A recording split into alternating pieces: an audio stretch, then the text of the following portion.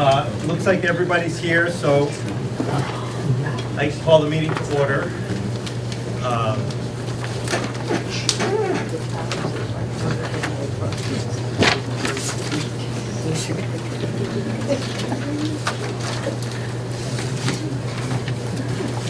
Joanne, you all set? Okay. Cue the camera. So this is a meeting of the Victory Field Ad Hoc Committee, Phase 2. If anybody doesn't have an agenda, there's some extra copies of agendas here. I want to let everybody know that this is being recorded on cable TV, so when you speak, just so you know, you'll be recorded. So I'm Vincent Piccirilli, I'm the chair of the committee, and I go around the table and have people introduce themselves. I'm Councilor Colombo. I'm on the. Yes. Sorry. I'm Tony Colombo. I'm on the Human Services Committee with the Town Council, and I'm the Vice Chair of this committee. Go around the table, Elliot. Elliot Friedman. I live on Church Street, relatively near the facilities. Steve Lagoon, Community Development and Planning. Mark Leonard on Arden Road, representing Youth Sports. Hi, Elodia Thomas, representing the abutters and those people that are trying to protect the park aspects of the Victory Field. Hi, I'm Ann Cordy. I live on Catherine Road. I'm an abutter. Hi, I'm Mike Laff, Director of Athletics at Watertown High School. Pete Santolo, resident, as well as Director of Recreation. And I'd also like to point out Glenn Howard is from CDM Smith, the engineering firm that we've hired to design this facility, and Joanne Hogan, our note taker, who's done an amazing job trying to take some very free-flowing discussions and put them into a format that's actually readable. So I really want to thank Joanne for the effort she puts into this. A couple of things before we get started. I had passed out to the committee comments of 3 sets of comments and a letter and 2 emails, and even one that I got at 5:45 tonight. I managed to print it out, so I made copies for the whole committee on that. 2 of them really address the parking and the court area, which we're going to be really taking up tonight. So those are very important for you to read. Thank you. I want to make a note that unfortunately there's another meeting tonight scheduled about airplane noise at the Coolidge School. These things happen. I am going to, some people want to go to that meeting, so I will have give people a chance to speak about things. Usually I wait until we're discussing a specific issue, but I'll give people who want to leave early a chance to speak, and then they can leave. So we'll take that out of order in a little bit. And then the last thing is we had a last meeting we created a subcommittee of 3 people. It was Elodia, Peter, and Mark to put together something on organizing the website with information. And before we move to the approval of minutes, I would just like to give that subcommittee a chance to give an update. I don't know which one of you would want to do it. I'm happy to say what I did. I sent out that email very quickly after you asked me to be involved. I got immediate feedback from Mark saying go to it, and Peter said he would follow up on Monday. I got no follow-up on Monday. I emailed on Thursday. I was told to relax and he would deal with it the following Monday. I'm a bit concerned because I have people calling me constantly for information. It's very difficult to be emailing 500 people, 400 people, constantly getting the phone call questions. And this is a community that wants to be engaged and wants information. Part of the information that I had suggested, and it was my suggestion, mind you, and there are additional memos up there of what I did. If anybody wants to know what I did, please contact me, or I'll pass a piece of paper on. You can get on my email list. But there's information missing, in my opinion, from this file. I had requested that there be a simple link on the front page of the Watertown main website, just as a link that people could find Victory Field Ad Hoc Committee. People are needing to go through like 5 steps to figure out where this is, and it's still called Victory Field Phase 2. I think we are in a new age right now in 2017, and people should be able to identify the information that they need. What concerns me the most is several important pieces were left out. One was Mark Sedaris's letter to the community about how he was going to address Victory Field. 2, all the letters that have been written in by the community this time around are not in the letter file. There are still letters there from 2013, 2014 that are all about artificial turf that have nothing to do with our discussion. Some things were changed in terms of how we label them. That's fine with me. I attached all the links for the videos that have been done by Cable Access. It's a simple copy to put that in the file. None of them are there. This is not rocket science. I really believe that this should have been taken care of weeks ago, so I'm a little perturbed, and I know many people in this community are quite perturbed, and I would like to get this addressed as soon as possible. Okay, so there's a memo that what sort of was agreed on, sort of the format. And I was away on vacation last week, so I didn't really have a chance to look at it, but I did say I would go through once the Yes, I categories are set up appreciate and make sure that all the right documents are put in there. So what I'll do is, everybody's got a copy of that email, and I will, starting tomorrow, go through and look at it, see what documents are missing, and I'll work with Peter to make sure that, who's responsible for the rec department website, and make sure that the categories are correct, and the rest of the documents get put in. So I'll take that as an action. So thank you for you guys. Also, if you need any assistance with getting something on the front homepage, just let me know. Yeah, we may want, in terms of, and I know the links, I did look at a little bit, the document center is designed to load documents, and the cable TV are actually hyperlinks, so that's why we can't actually put a hyperlink because it's expecting documents. So maybe we'll talk with Joe Mahoney from the IT department and see what we can do. But I'll take that as an action from there. I do want to thank you guys for taking the first pass and sort of coming up with the structure. You could, get that done. just real quick, you could just put them into a Word doc and save stuff. Yeah, or there may be an easy way to do it. I just wanted to but anyway, that's so those are the 4 things that I had to start with. I would like to go on to the second item, which is the approval of the minutes from July 10th, which I emailed to everybody, and if anybody had any additions or corrections. And for people coming in late, there's a sign-in sheet, so it would be great if people could sign in as they come in, so we keep track of that. So, for the minutes of July 10th, does anybody have any additions, corrections? Move we approve the minutes. Do we have a second? Second, and all in favor? Aye. Opposed? Okay, so that was easy.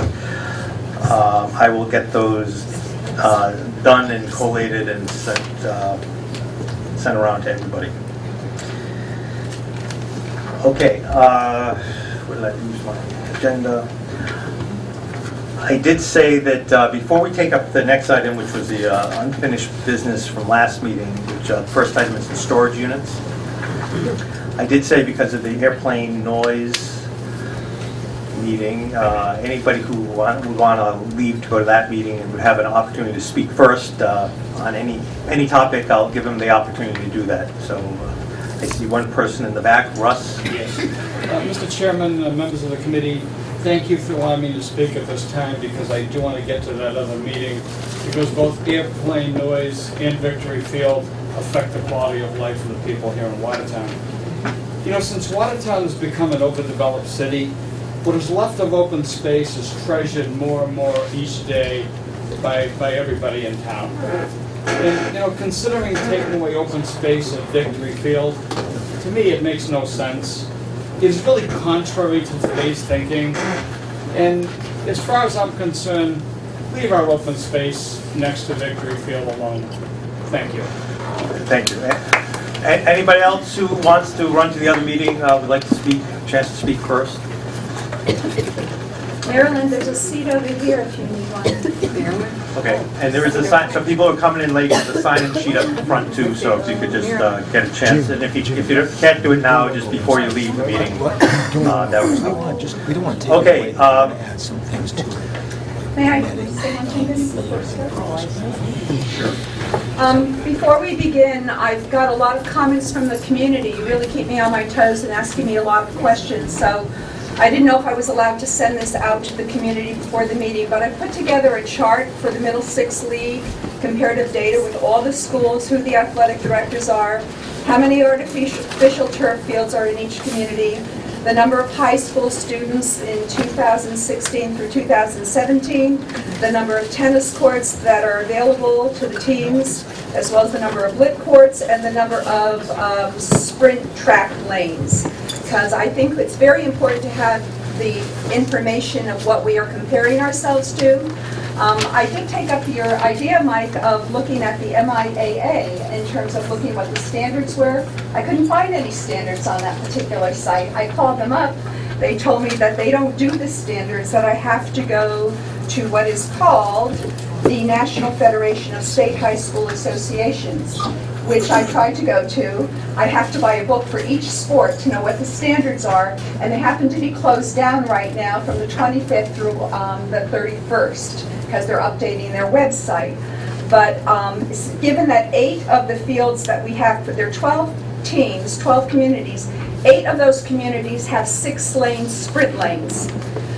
4 have 8. We are one of the 6-lane communities. But I've been listening to all the concerns about stormwater, etc., and the limited green space we have there. So again, I thought this is a very important point of information when we're talking about adding 2 lanes, because as several of the athletic directors have told me, the majority of high schools have 6 lanes, and some of them have been recently built. And he doesn't think that, they don't think all the standard is going to go to 8. So perhaps you have other information than I do, but I've been digging given all the questions that I've been asked, and this is what I found out. Thank you. Thank you. I'd just like to make a couple of opening comments. There's a lot of conversation about Victory Field. So I'd like to go to the Watertown Open Space Plan that was approved by the Town Council and by the State of Massachusetts from 2015 to 2022, because there's been a lot of feedback what Victory Field is. And so I'm just reading this, and this was posted on the website. Description: this large, centrally located multi-use complex is the town's most expensive sports and recreation facility and is the home of Watertown High athletic program. Youth and adult formal and informal recreation and athletic activities are conducted at Victory Field, in addition to community events such as Watertown High graduation. This facility is also used by outside groups for a fee, when not used by our residents. The other thing I just want to get on the record is that this facility was dedicated in 1922, and in the early 30s, this facility was dedicated as the athletic venue for Watertown High School. That's So- 100 years ago. Okay, Wait, let him speak. please. And so basically, I'm just on a point of fact. Everybody was, I don't know how many people were alive in 1933, but that's a fact. And just the last comment, I know it's about a previous thing, I know we approved the minutes, but I'm concerned about the vote we took about the netting. I think, Okay. Let him People, speak. please, okay. I do have an Okay, hold on a opportunity to second. speak. Yeah. Okay. No, please, I'm going to ask nobody to speak unless you're recognized by me. Okay, and that goes for the committee and that goes for the public, because these meetings go very long, and if everybody starts talking over each other, we're going to be here till midnight, okay? So please. Thank you, Council. And just a quick, I'm just concerned about the safety and wellness. And more importantly, I don't think walking the track should be restricted, and that's what I'm most worried about. So thank you. Okay. All right, so let's go to 3A, discussion and recommendation on the storage units and associated paving. So there's a bunch of stuff that Glenn sent today. There's two batches of things. There are these two things. So let's take up the first one is the track equipment storage, which right now is contained in this 40-foot container, which is in the middle of the grass. And what was proposed is, what Glenn had proposed was, or recommended from CDM Smith, was 2 20-foot containers located in this area on a paved area. So if you were to look at, so everybody knows what the existing storage containers look like. And if you look at this handout, if you look on the second page, there's a green storage container. This particular one has 2 rolling doors on the side. I don't believe we would do the ones with the rolling door because the end doors would be the ones that would be facing the side. The other options are doing modular concrete ones, wood frame ones, or the steel shed storage ones, which there was a couple of pictures and some data sheets on. So I guess the question is,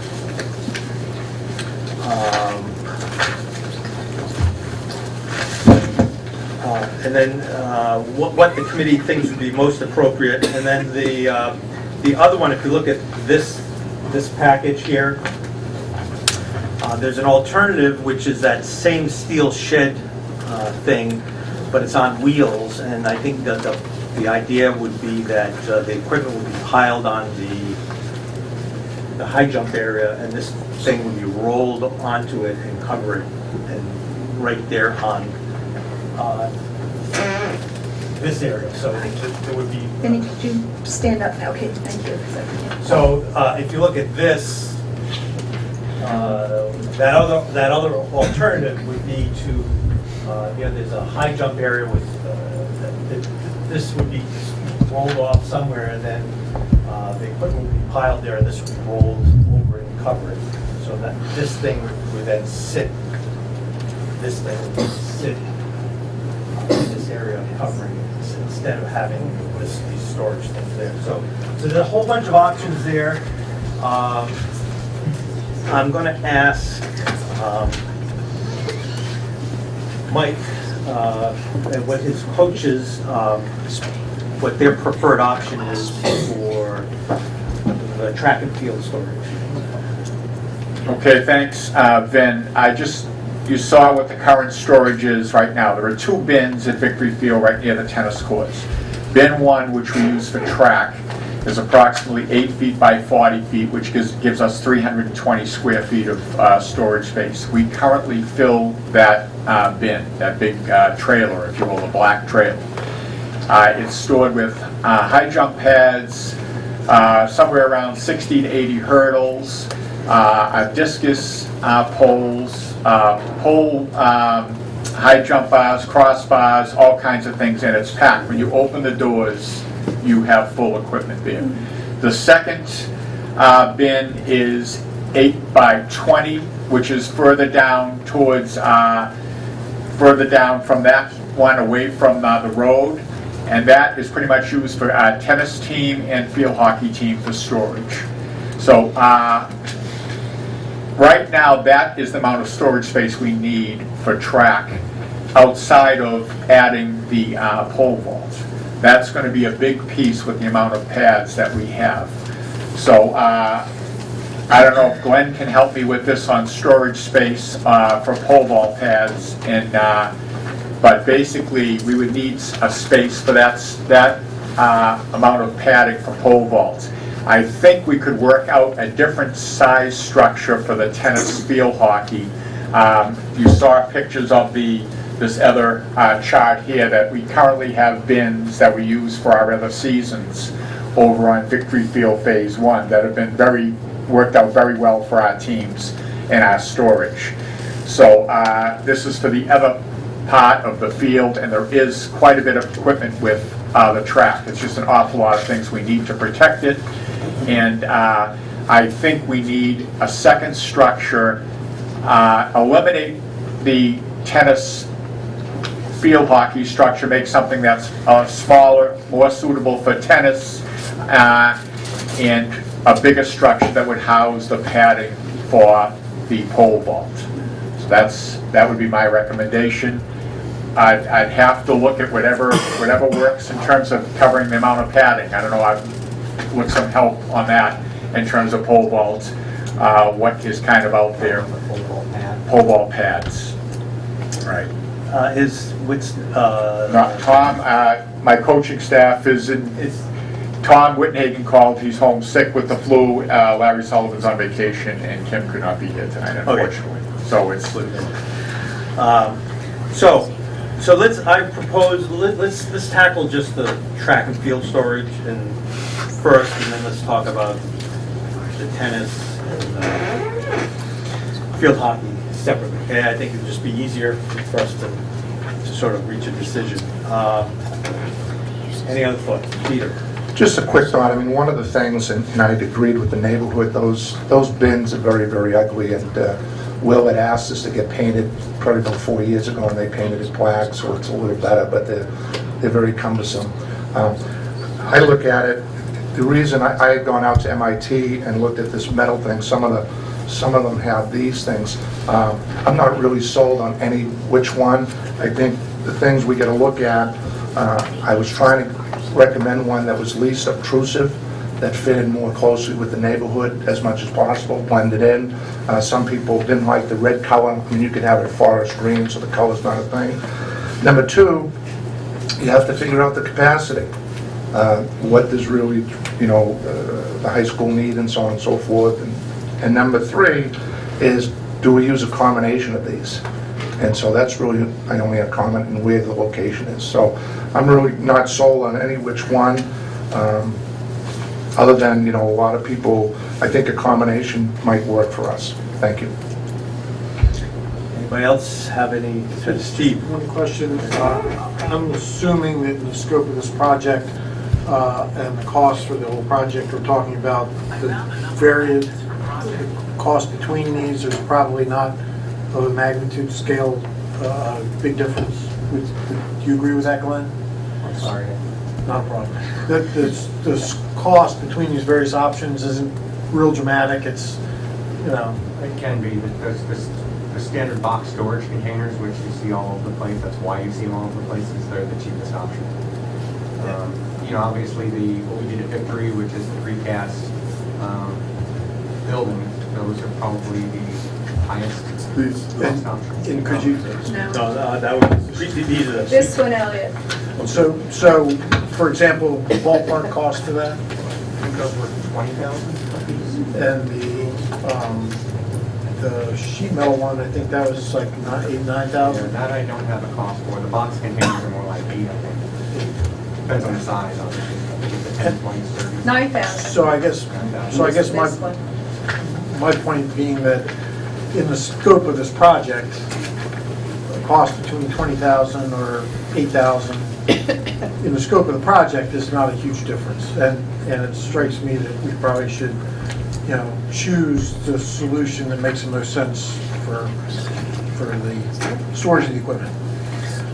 Okay, Tony had his hand up first, and then Elliot. I'm just trying to remember from our last meeting, there was a discussion, the coaches said there's a place that does, well, that was the bleacher discussion, but that's actually might be useful though, this one with the thing that slides down, the rolls, which seems to me an ideal situation, to have something that you can move, though I'm not sure how heavy it would be, but that seems to be an ideal situation to be able to move things around. Elliot? A question for Glenn, in terms of long-term durability, are there any 5 years, 10 years, 15, which one has the best? I have to be honest, I've never specified those. The only thing I've ever specified has been storage containers or precast concrete structures. And that's because we've got about 80 athletic facilities and about 40 public parks. And pretty much most of the athletic facilities we've done, the ADs or the coaches or the recreation has requested those containers. We've probably done about 10 of the precast. They were special requests, certain towns. Public parks are very rarely even have any kind of storage facility. It's just plain open space in the parks. No, we have not specified those. From a durability standpoint, definitely it is the least durable of those box containers or the precast or food. Is this one what you're saying is the least durable? I would say. The metal. The metal. So I'm going to, Can I ask a question? sure, yes. In speaking with some of the track people, they may be, because I was out there measuring these things, they may be aware of the fact that it's easier to take the equipment out if the doors are on the long side versus the short side. So I don't know whether that impacts anything. And the other thing, in measuring over there, the trees by your house and kind of on the other side of your fence, the trees are about 36 feet apart, but that's trunk to trunk. And so you want to come in closer. You don't want those things sitting again on the tree roots. So I'm trying to figure that out. And then I was looking at what I'm trying to figure out all these different things. From the end of the court, from the track, the straight sprint tracks, the space over there of how this would line up, because I was trying to visualize how big these things are. And they're pretty big, so I'm just thinking about how to get stuff in and out of there, which people, I was told they prefer something that would go from the side rather than the short end, especially for these mats, so. The box storage unit that we're showing Yeah, there. the green one you're talking about, yeah. That can be open from either the end or the side. Oh, okay. When I saw that, I was like, well, that gives some flexibility. Yeah, no, because I don't think I have that one in my stuff here going, so, oh, yes, I do, I'm sorry. I didn't know that, so that was great, thank you. The thing I did like about the metal fabricated is kind of the horizontal nature that I thought it may be a little less aesthetically intrusive. It's going to be bigger, it's going to be a bigger mass, but it's not going to be kind of a high box thing. If I could just point, so that's, so the typical shipping container is 8.5 feet tall, Right. standard. That's what's there today. Yes. They're 8 feet wide, 8.5 feet tall. This style, which is made by Porter Grace, the side is 8 foot tall to the side, and then it's got about a foot of curve, and then it's got a 2 inch over 12 pitch to the roof. So if you think about that, it's going to add another 1.5 feet to the peak of the roof.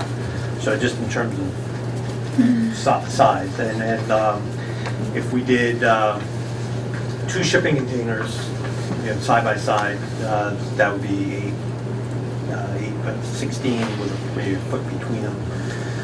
So that'd be about 17 feet wide and 20 feet long. If we could do something like this, that would be 16 feet wide and 20 feet long, 30 feet long, the length of... It's 25 feet. Doesn't matter. They comes in different, they can get in 5 foot long increments, the standard product. Because it's got the poles that hold it or go at the ribs are 5 foot centers. If you look on the third page,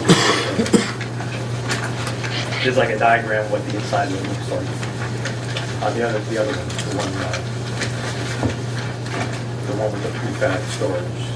So the last page of that sort of shows what the inside, and then these are modular, so you just buy it from any width and any length.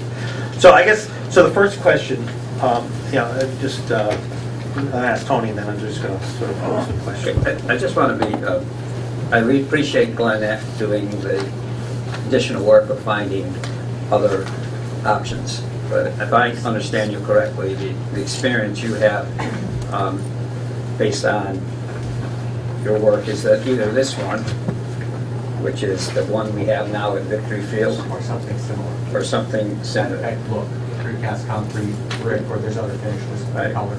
And then these green ones are something that you are familiar with. We've got out there now, box containers. Right. So I was just pointing,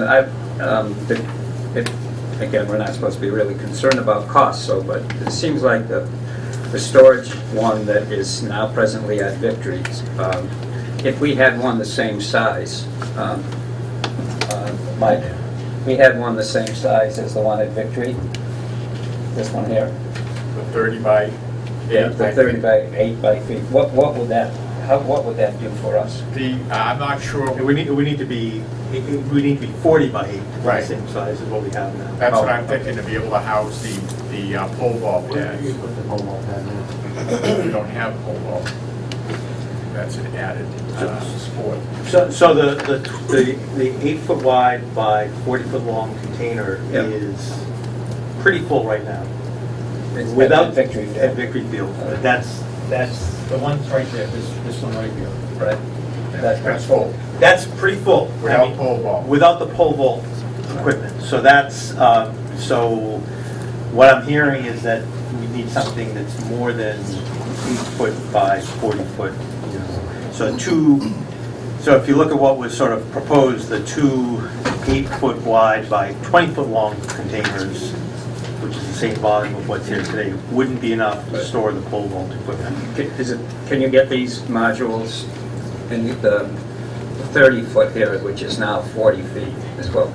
Could you get that as, That's custom, could anything? So it could be 50. In fact, that exact one you're looking at, if you remember, has the dugouts on the opposite side. Yeah. So really, there's just 8 feet wide of storage on the inside of that. So if we could get one, instead of two, we could get one structure, if it was long enough, that would meet the needs of the teams. Right? Right. So instead of having two of those green things, we could get one thing that's a little longer and it's all in one place. Right. It could be sized so that a single roll-up door could be used to put because I can't tell you whether it's 12 square or 10 square, that they add on, check that. Right. I think you're happy with 3 or not. That way you have one place to put just the pad. So if I could just maybe summarize that, so we could have a precast structure made that would be 16 feet wide by 30 feet long. And that would be 50% more than what we have today in terms of volume. And that would give us the extra space for, And that is similar in size to what is shown on the concept plan. It was 2 containers. yes, Steve, the two containers that are shown there are 8 foot by 20 feet. 8 by 20. So it would be 10 foot long. So basically, if you look on the plan, I think, if you look here, so if you were to make each of those 50% longer, they would sort of come to about here. I'm not understanding what you're saying, Vinnie, I'm sorry. That would be, so they would be, assuming the back end would continue to be aligned with the edge of the track, it would be 50% longer, it would be 30 feet long instead of 20 feet long. Can I ask a question? Sure.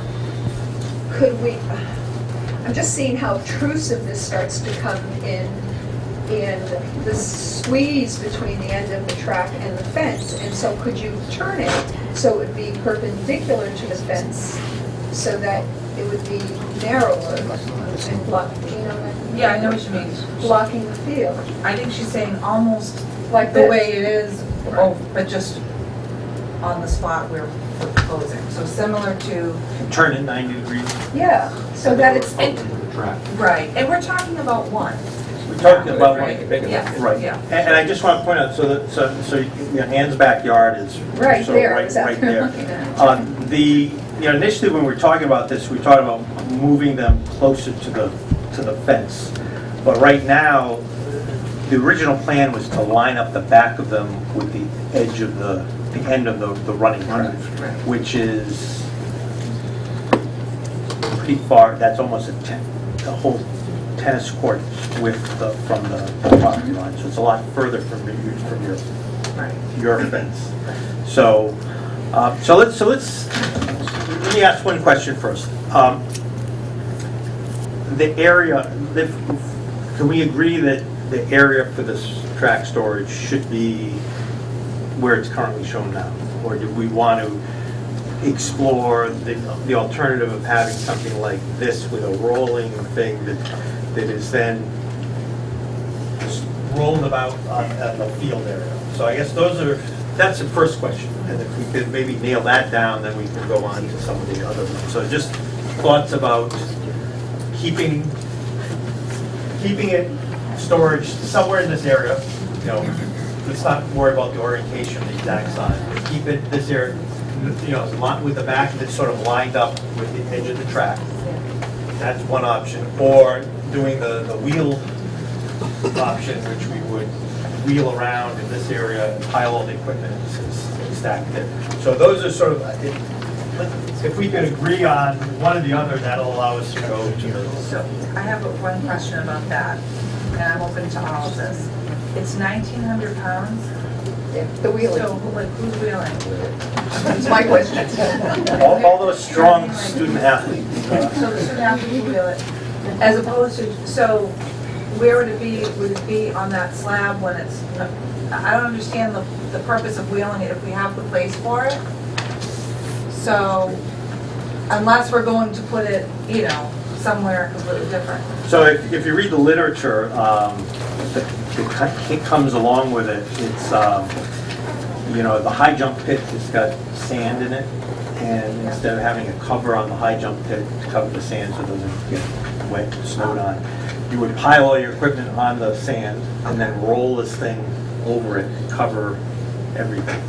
So it would be sort of sitting all year long. When it's not being used for track equipment, it would be sort of sitting in the, well, the pole vault pit would be here, so it would actually be sitting over the pole vault. That's good. No, there's a clarification on everything that's being discussed here about that. The height, it's just a location. That pit cover, what they're showing there, that's for the long jump, triple jump, sand pits. That's It's different. a whole different location. Okay, so In that example, they were putting, because sometimes, and when we had that initial discussion about where we were gonna put the long jump, triple jump, a lot of cases they're in that G area, and that's probably why you're seeing those in there. Okay, so this note, There's not sand. we should ignore those notes then on that. Okay, so never mind, sorry.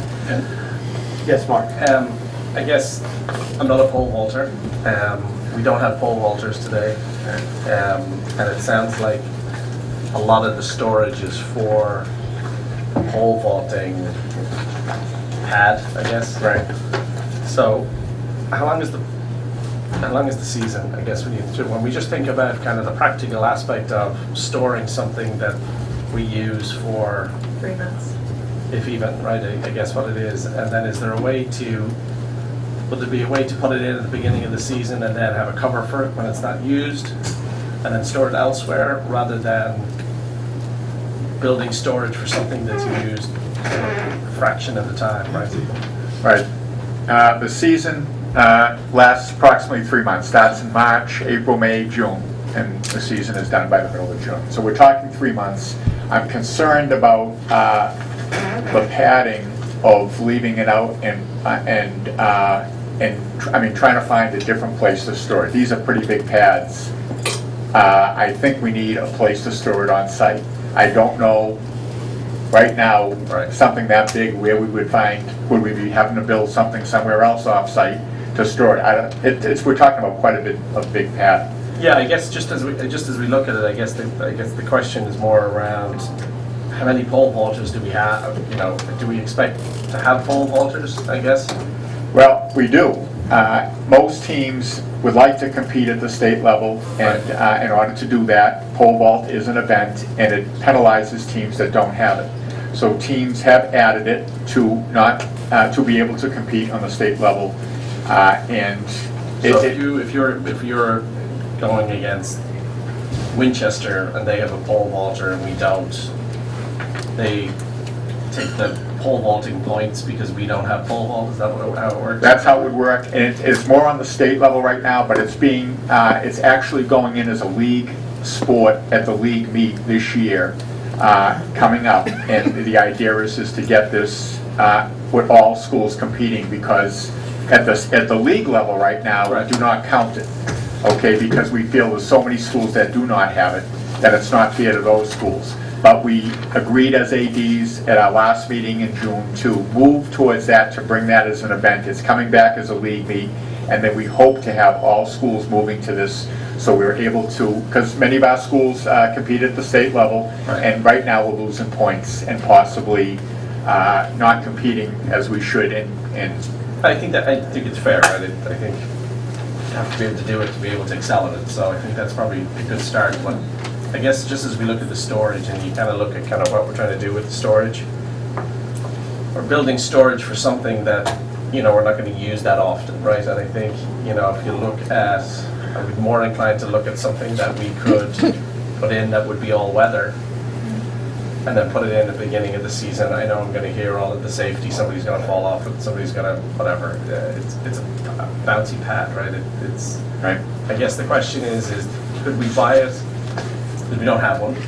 Could we buy it before we buy it and buy something that's going to be more permanent to allow us to get through the season, and then at the end of the season, whether we store it at the DPW yard, whether we store it at wherever, right? Somewhere where there's some capacity, that we're not building storage for something that we don't need to, right? If the idea here is to kind of minimize what we need, right? You know, Right. I think maximize what we have even on the phase two, right? I look at those and those are great, but you know, one group has one group has the other, one group is the other, one group, it's like, it's very methodical. It's not like you're trying to maximize the capacity, right? I'm not suggesting that we take the track and field stuff and move it over there.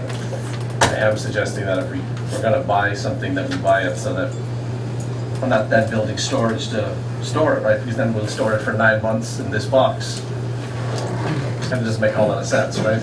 Right, but let me just speak to that, because I think what we need to do is have something, you don't bring the pole vault pads don't come in and out every day into the storage. So you're right, this is the long trip.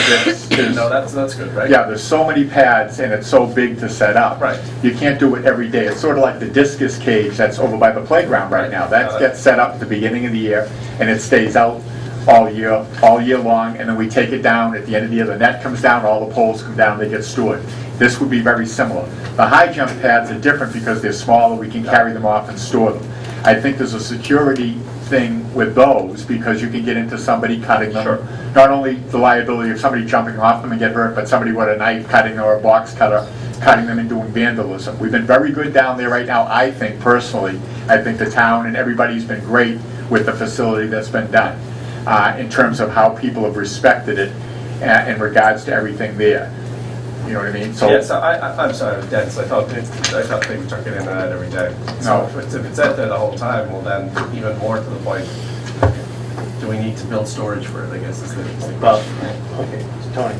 And appreciate the conversation, and I wonder if we could just hold the conversation for a second and do what you'd like us to do around the location. And so to that extent, I'd like to make a motion that we use the space that has been allocated, not talking about dimensions of anything, but use the space that is allocated for the placement of the storage bins. For track. For track. So is everybody comfortable with that? Yeah, so do we have a consensus? Yep. Anybody not?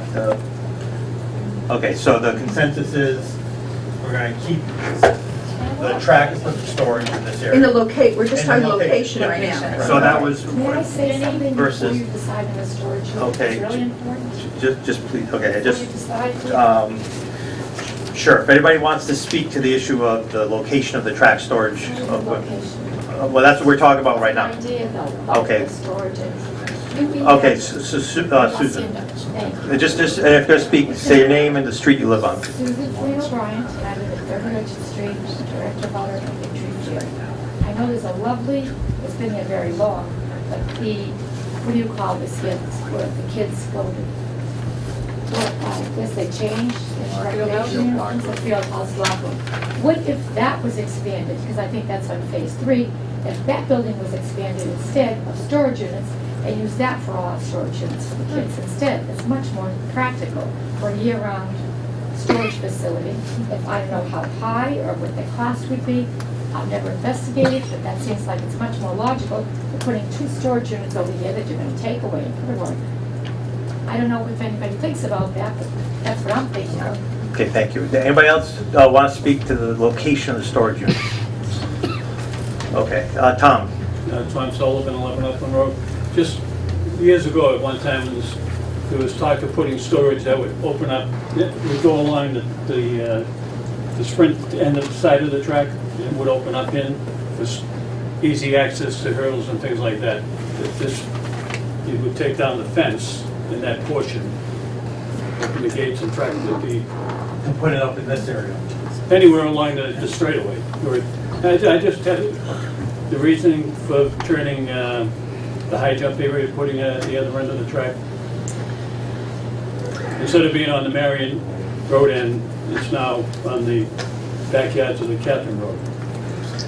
Right, and which we talked about actually in the last meeting, that because most of the equipment is here, they felt it would be easier. Well, the equipment isn't there now.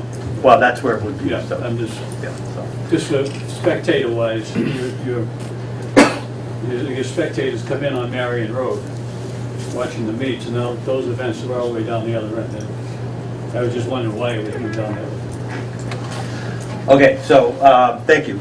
So we have a consensus about the location. So now, the next question You would, have another question? Dick. No, I just want to understand. Have we gone from 2 containers to 1 container?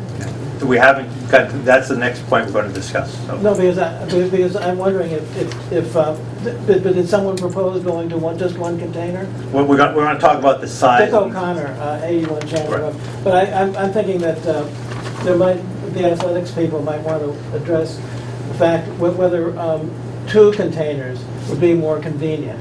Because with just 1 container, you might have different sports all trying to go into 1 container at the same time. No, this is just for one sport, and so well, let's talk about that next. That's the next thing we're going to talk about. So the next thing is, all right. So what do we think? So the size-wise, do we think 50%? So 2 things. One is the size, and one is the actual type of unit, from shipping containers, precast concrete. I don't think wood is a good example, or so I guess the third one would be a steel prefab. So those are sort of the 3 things, and the size sort of figures into that. So do we want to talk about the size first, or do we want to talk about the material? Tony? I think there's something nice about having it one item, and maybe it's this the picture that is interesting, but it seems to me to be more attractive. There's something like this than 2 green metal containers, and if we could have one item as opposed to 2 that meets the needs of the equipment, it would seem to me more aesthetic than having 2 green metal containers. So what do people think about that? Look, I'm going to Peter, Claudia. Yeah, I would concur, and if the athletic department as well as recreation, that garage storage that's on the first base side and the third base side has been very, very worked well. You know, it's basically aesthetically pleasing. It's functional. They could have different size, doors that roll up and roll down so it lock, and so I would think that would be one unit. Maybe you could have different doors for different things, but I think that could be a good solution. Claudia? Okay, I have a couple of questions, and they're really kind of for Glenn, I think. I know at one of the last meetings, we asked for existing conditions versus the proposed plan, and we've lost about 20,000, almost 21,000 square feet of green space in the oval. And now we have an additional almost 21,000 square feet of hard surface. And when you gave us those numbers, Glenn, is that hard surface include the paving, whatever you want to call it, the surface for where these storage containers go? Okay. My biggest concern, maybe this is too female-y at this point, I know you need the space, but I'm also very concerned about the aesthetics and not making all these obstructions to the open space on the field. And therefore, I'm going back to what Ann got right away, as having something like this run the length parallel to the fence, so it's not sticking out into the view of the field, at the least obtrusive design possible. I mean, I realize we have to have storage there, but to me, having these things protruding in like teeth into the field, it'd be nicer if it was along the fence. And I really would welcome comments from the community on this. Okay, well, let's, I've got Stephen and Elliot. I was just going to say that I think that solution is a very clean and very durable product, and I would support that. I think it would make sense. I guess my one concern about moving it back and putting along the fence, I guess two things. One, is your thought to locate it between trees? No, I was out there measuring, Steve, between the trees, and they're 36 feet apart. It would have to be up a little bit, but it's different if it's something is sticking like this, if this is sticking out this way, or it's going this way. It's just... Well, I guess my concern about that is then you're creating a hard surface, you know, further out by the fence to put it on, and I assume you'd probably have a hard surface getting back to the track to move the equipment.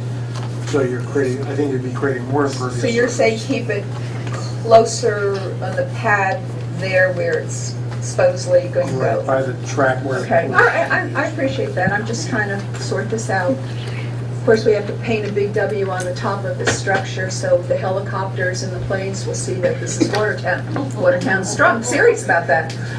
Elliot.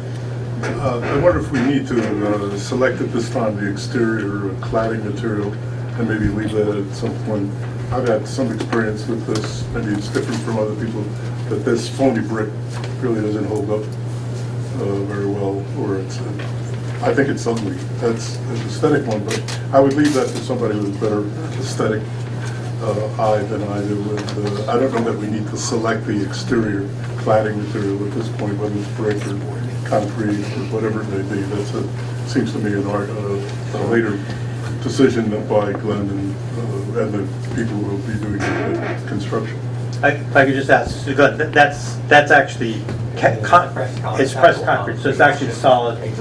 Oh, it's not this modular brick. No, it's monolithic concrete. Oh, okay. It's just texture. Okay, that would be. And I think, you know, to Elliot's point, that if we decided to do this, you know, if we wanted to make it the least obtrusive thing, probably bright red is not the color we would choose, but we can. Watertown's color. Any other question, Ann? Did you, what your thoughts? Well, my thought is that I agree with Elodia about kind of positioning the structure horizontally as opposed to the two, how it's shown on the drawing of two perpendicular to the fence. I understand that it needs to be on the slab in terms of ease of access and putting away. And the only other question I have, I mean, I like this structure, I like the one that's over by the field house. I guess my only question is, if it's just for track, I thought that it was going to be for also the tennis and the field hockey. Is that not true? Are we just doing one large one, or? Yeah, this is, this, right now, this is just for the track equipment. The tennis and field hockey equipment is currently being stored in that other storage, the other storage unit, the smaller one, the 20-foot long one. Yeah. I had a discussion with Mike and Peter earlier today and about that. And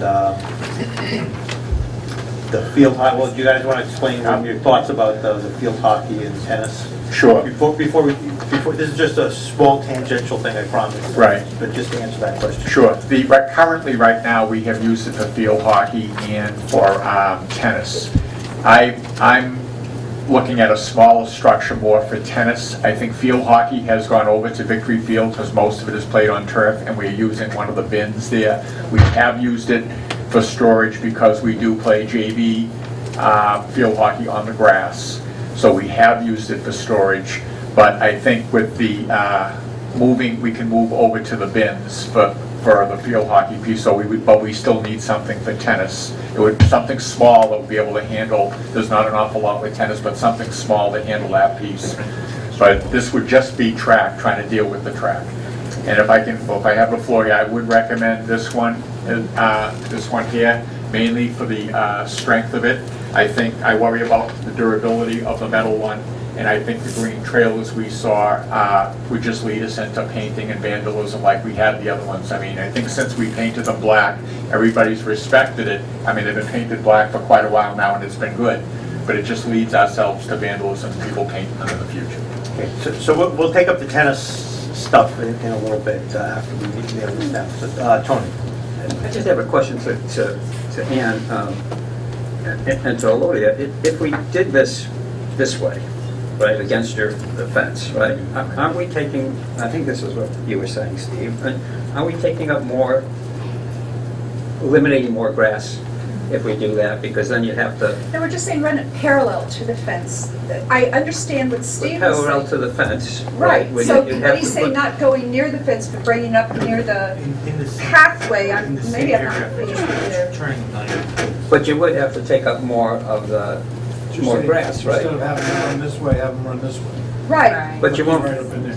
Right. but they wouldn't, if you turned it that way, I can't see them fitting there without taking up more space. I see what you're saying. You Yeah, I take up mean, more grass.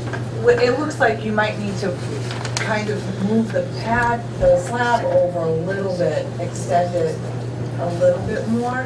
I don't know how much more it would be. This is pretty long if you're going 40 feet like this huge thing. Those are, I think, supposedly 20. So it'd be almost the width of the top of the line there of the gray. And the storage, everybody I've heard wants the storage doors on the side. So then if I could Okay, just oh, say... this is a better picture, Vinny, sorry. Yeah. Okay, so these are the two 20-footers right here, coming at the end, and so what, can everybody see? We're thinking about Ann and I are just talking about turning it this way, so it's not blocking so much, it's just, it's going this way. Is that, That is, and you know, the thing about the precast is we can put the doors on any side we want, whereas the shipping Right. containers, you're a little bit more constrained. So I think, because this would be double the length going this way. so I don't think, and again, just for the committee, I don't think we want to have the back of it extend any further than it is now. We want to continue to have it lined up with the back end of the track. So we don't want it to go closer to the grass than it currently is, right? Because there's no point in paving over more grass. Right. So if we were to make them, if we were to turn them 90 degrees and make it 50% bigger to get us, instead of being It seems to 20 me it feet would long, still being fit in 30 right feet like long, this. I think it could probably fit in there. So I guess, do we have, if we think that using a precast structure that's approximately 16 feet by 30 feet, running parallel to the property line fence in that existing location. But Glenn said you can get it any length. We can get any Right, length, so that's my suggestion, that's all. so I guess that's, are we all comfortable with that concept? Peter? And again, like I said, I don't have a feeling either way. One of the things that, it depends how big these are.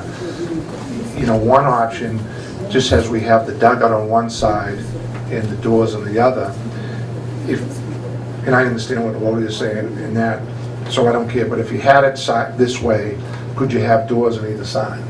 You could have, or, you could have 4 sets of doors. Yeah. Yeah, but it won't, but it wouldn't be as deep, because now you. Right, so I don't know shallow. what it does. Yeah. But yeah, the problem is if you put the doors on the backside, now you're gonna go all the way around the grass and to get to the backside. Right, I was just saying, if you kept it this way, you would have access this way and access this way. We could be, And other choice. so we could have doors on 2 sides if we wanted, we could do something. 16 by 30 is right about that size he's showing there, because it's 8, 7.5, and 7.5 width and width and a. Could you give your opinion, Glenn?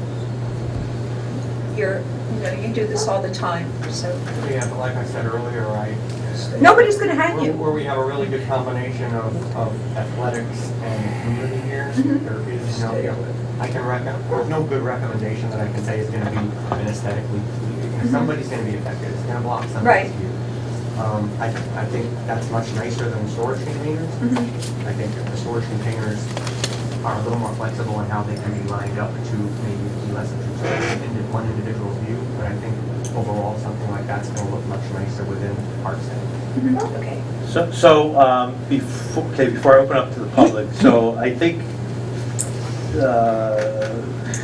just we have sort of a consensus, I think maybe 16 by 30, turn it 90 degrees, align it with the edge of the track. If we're all sort of okay with that 480 square feet. concept, and we would paint it would be painted an unobtrusive color like dark green or gray or something. It could be not bright red.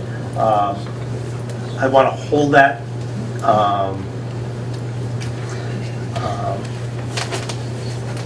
And then maybe we'll ask, get some comments from the public. So who had their hand up first? Well, let me start on this side, and I will work my way around. And I just want to remind you, if the people who came in late, we do have a sign-up sheet, so if you haven't signed in before you leave, please sign in.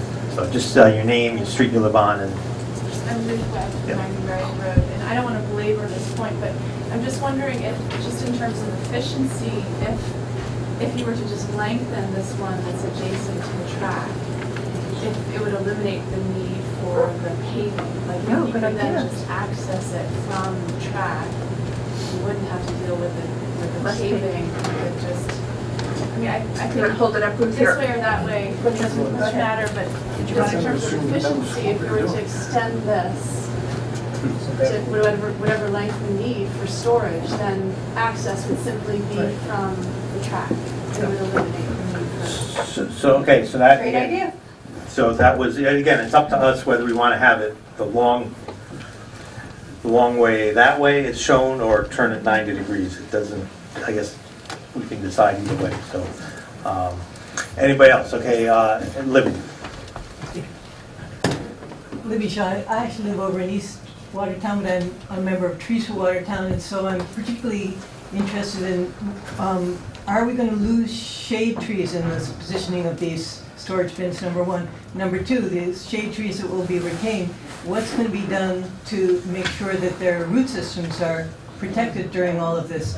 Is it possible to put down a platform for these containers in such a way that it's over roots and does not damage the roots?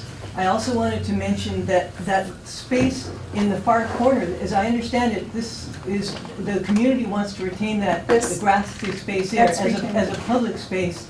To the extent that you have something blocking it, it's nice to be able to kind of see it from orchards, and that will kind of make it harder to see and in a way less of a public space.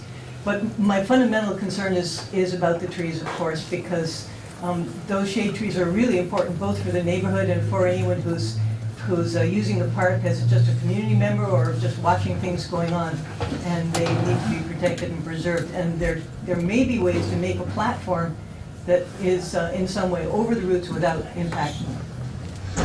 Okay. Anybody else? Yes, sir. Yes, just a quick question. Name and street. Jim Caulfield, 11 Fuller Road. Okay. The storage, difference between question of the condensation between the different building types. Because I have experience with the shipping containers for storage, and a lot of times there's condensation, and so that'll affect what's ever inside of it, compared to another building style that won't condensate as much and protect the equipment inside it, for longevity. was my main issue, but then also the talk, if we do go with shipping containers, those are rigid enough, you could put 4 footings in, and it'll be enough to ride over the grass roots. The steel structure of that will support it. Okay, good. Okay, Ashok and then Michelle. Ashok Modak from 22 Standish Road.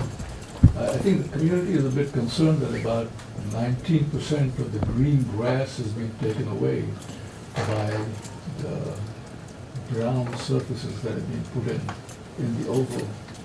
And I'm not sure that I've reconciled, or the community has reconciled itself to that fact. Thank you. Michelle. I was just thinking in terms of the aesthetic. Michelle Coconut, 37 Paul Street. And I live in the East End, so I'm not near there, but I'm assuming most of the people in the room do live near there. And I was thinking in terms of aesthetic options, maybe you could just have a show of hands around the room what, most people seem to like. If you just give them each option and just see what people are most in favor of. I just thought that was an option. Anybody? Okay, Mr. Moss. It seems to me that instead of trying to decide right now on where to locate the storage unit and so on, wouldn't it be more productive if the committee were to walk down to the field, actually take a look at where things are, and you could have a much better idea of where things, what will be the effect of putting one place to another place. It's very hard to decide on the basis of these. We did. We actually did have a walkthrough, and we did walk the site and looked at all the different elements back in June. So we did that in preparation for this. But now we're just trying to make some decisions, and just so everybody knows, we've been making decisions all along because we have to make decisions. We'll put them together. We'll have a chance to review the whole thing. Again, once we put all the decisions together and make sure that all the pieces fit together. So, but we did do, the committee did do a walkthrough and looked at all the elements ahead of time. So, okay, and one more. Kate Coyne, Kate. Watertown, Worcester Street. Kate, would you speak up? Yes, I will. Thank you. I'm sorry, I'm not baritone. I just wondered if you guys thought that they're talking about the size, and if you use that prefab, the cast, whatever it's called, the concrete-y one, that you can use any design you want. You don't have to have a rectangle, so you could make it a pivot or a triangle. Follow the track on one side. Yeah, so that you could have more doors or you have a much more flexible way of presenting, and maybe more aesthetically pleasing also. Okay. All right. So. Steve. Okay, Steve King. Sorry. So I know that I'm computer illiterate, and I find the Watertown site really difficult. But was there some place I could have gone where I could have seen all these things? Because, of course, while I can sort of follow here, it's really hard. So, was there? No. So you got an email from CDM Smith today, and we'll get circulated. All right. So I wasn't expected to. So, okay. So, Steve. I was going to make a motion that we approve the precast concrete storage shelter and the size that would be appropriate for the athletic component that would parallel the 8-lane section of the track, be as close as is reasonable to the track, and have the doors access it from that side, and minimize the rest of the impervious area around it to eliminate as much of that and leave as much grass as possible. That's okay. I second. Second. Okay. Seems we lost the members. But do you want to wait till Tony comes back, or does anybody have any? Yeah. Does anybody for discussion on that? Sure. Just a question. I think I'm looking at size-wise here as part of this motion. Are we talking about, the last we had talked about, I think, was 16 by 30? Yeah. All right, which is 480 square feet, which I think our current current space is 320. I'm just asking, I don't know if Glenn is able to answer this, that gives us an additional 160 square feet. Do you think that's enough to handle all of the pole vault padding? The pole vault pad, I was gonna say, was a 12 square, so if you're in that kind of a structure, and you're talking about 16 feet deep, you know, I'm pretty sure it's gonna, I'm sure you're good for the pad. So Okay. I think it's like 6 feet. Yeah. It's a big pad. The square is what I'm not remembering, whether it's 10 or 12. Right. Okay, I just want to make sure with the additional, we have added additional space, but I just want to make sure we have enough. Precast, I got its size. Okay, Peter. And I like what I'm hearing from Steve. I just want to make sure, of course, not that I'm the safety guy, but please remember that whatever distance we have, there has to be setbacks, because people are actually going to be running fast. And so you're going to make sure that wherever this building is, I agree with it as Steve does, but it just has to be in an area that's safe for our residents. You know, sometimes when you're not that I've done a lot of sprints lately anyway, but if you're running fast and you're fighting for the 100-yard dash, and all of a sudden you've seen people fall, I would hate to see somebody run into the corner of that piece. So I just wanted to make that point. I like what Steve's saying. I understand a lot of what you folks are saying about this way, but I think it would be lesser true if it. Yeah. I think she had a good idea. Yeah. Okay. Thank you. Anybody else on the committee have any questions? I saw one hand up. Hi, the pole vault is 20 by 20, a pole vault pad. The pole vault area is 20 by 20. It'll come in pieces, and then the cloth goes over the top of it, but you have to account, so just make sure the storage unit's big enough for it. Yeah, so Glenn's calculation Find out what those pieces, is how that small, how minor it breaks down to. it would be. So let's. The doors can be varied in size, correct, Glenn? So you Could mean, worst case, that depth might have to go to 20 instead of 16, with the depth of the structure, or a little more, but I'll undercheck on that. But let's get close, I would say try to get close to the sign and look in the location. So Peter. I'm sorry, again, I'm just always looking about flexibility, and you probably don't have to decide now, but if need be, is there an option of accessing on the other side as well? Double barrel. But, I mean, we could put doors on both sides. So I don't think we actually need to design the structure. I think just sort of giving the general recommendation, and then once the actual engineering design is done, then those details will get worked out. We don't actually need to engineer it today, we just need to make conceptual recommendations. So, okay, so precast size, what do you say, 16 by 30, parallel to the 8-lane section of the track, to minimize impervious area, the doors on sides as appropriate.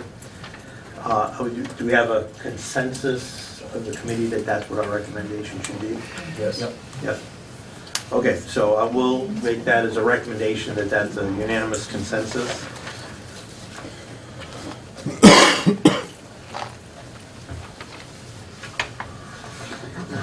Good.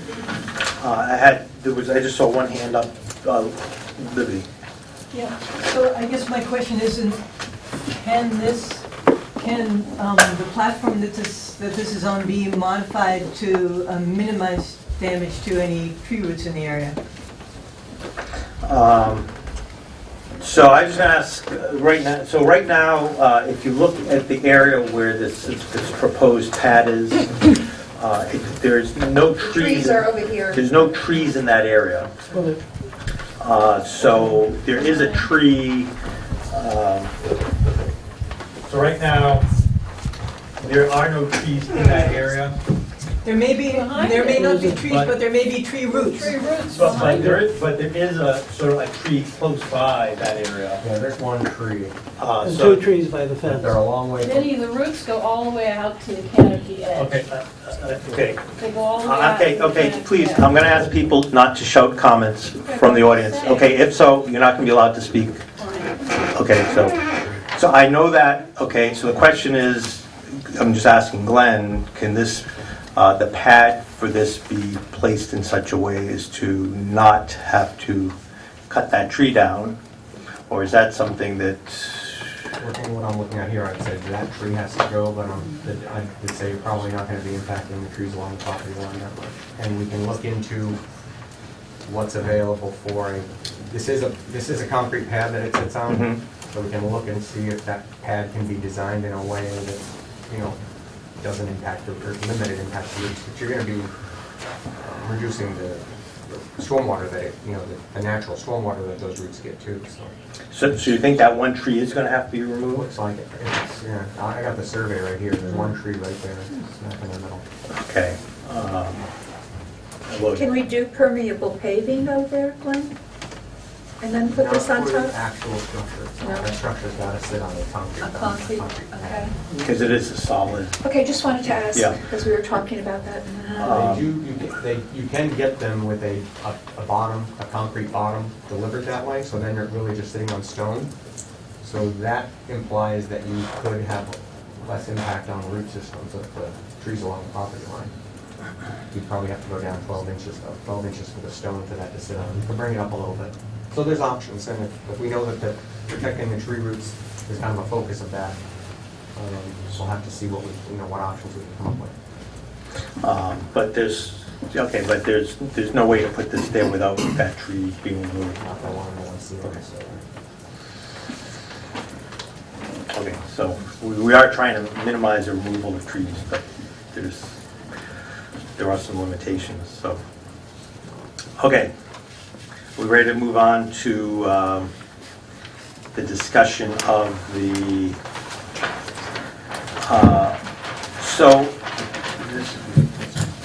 do we want to talk about the tennis storage unit now, or do we want to talk about that in conjunction with the tennis and baseball courts? What is the committee, does it think that we should do that together? Does that make more sense? To nail down the tennis courts before we talk about the tennis storage? Peter? My only question is there a reason why tennis equipment can't be stored in this facility? I mean, it'd be nice if we had a separate one, but if there's a little space for it. I mean, Dan Cedroni's here. Comments, Dan, your thoughts? Okay. Well, on that 20-foot So trailer, Dan Dan Cedrone? Yeah, sorry. Just for the record, so people know. Dan Cedrone, yeah. Tennis coach. Tennis coach, tennis coach. We take up about 10 to 12 feet deep into that trailer. That's not on this particular, old one, okay? So you take, so on this one, No, that's the track one, yeah, that one right there. We go in about 10 to 12 feet, so, I don't think we can fit all our stuff into the tractor. so that's about how much, so that's, what's the size of that unit? 8 by 20. 8 by 20. 160. Yeah. And you said you're using about half of that? Yeah, roughly. That's 80 square feet.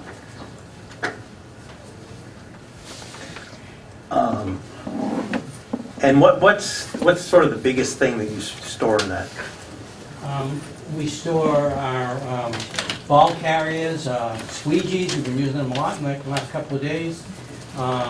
Tennis rackets, I have a ball machine that ejects tennis balls that we can use, so. Okay, so just... Yeah, random stuff. Yeah. Random stuff that's...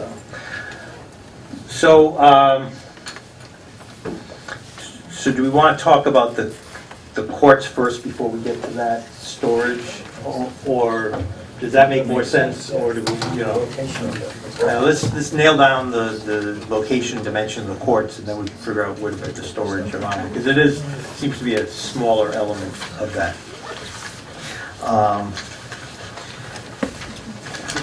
Okay, so do we want to take...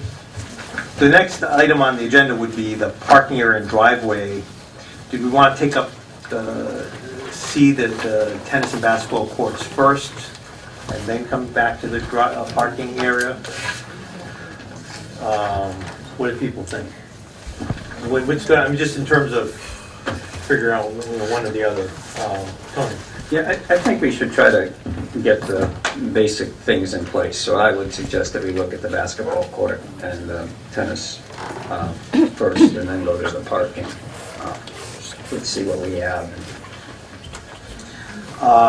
What do people think about that? Is everybody comfortable with that? Okay, so we're going to actually take up 3C, the tennis and basketball courts, this discussion and recommendations.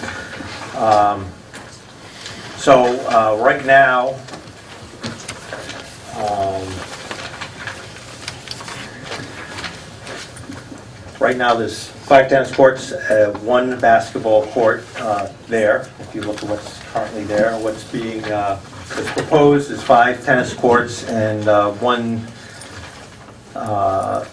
multi-purpose court, which is essentially a basketball-sized court, if I'm correct. Is that, Glenn? That's basically a regulation basketball court. It's a little bit smaller because we've eliminated some of that, the Safe zone on the safety zone. Did not need that you do need for tennis. Okay. So we're going to open up the discussion. Who wants to start?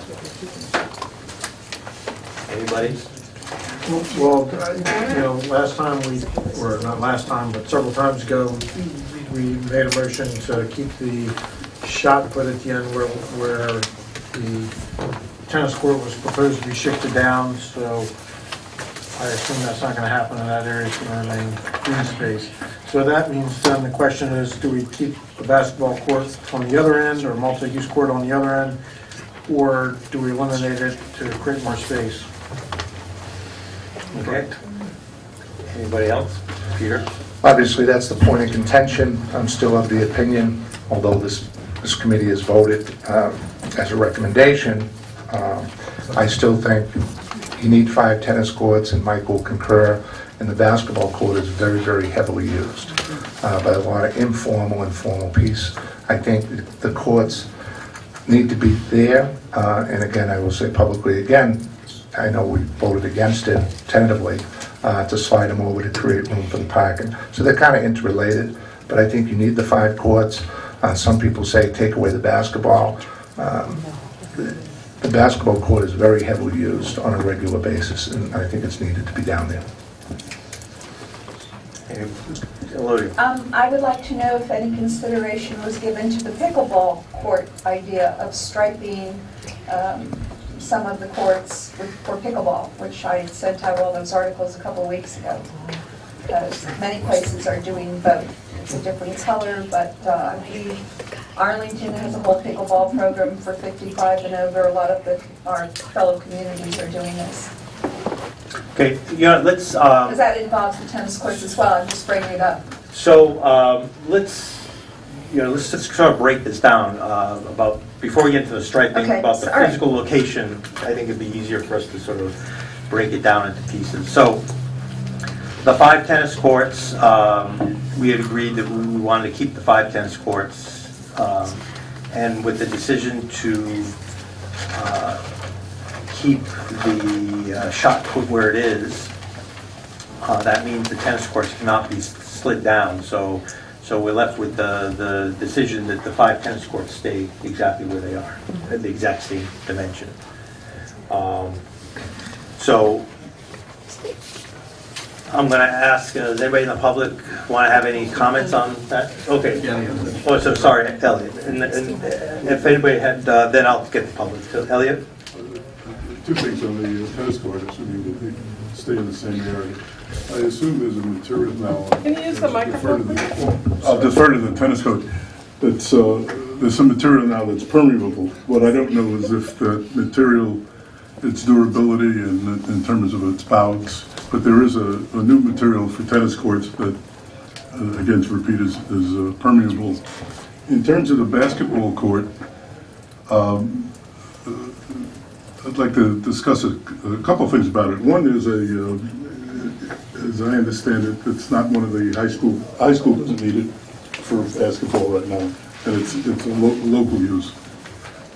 In terms of usage, there's another full court I believe up by the Lowell School, that's a full court. And to get to these, and I do see, I don't go to the park enough, I go fairly often.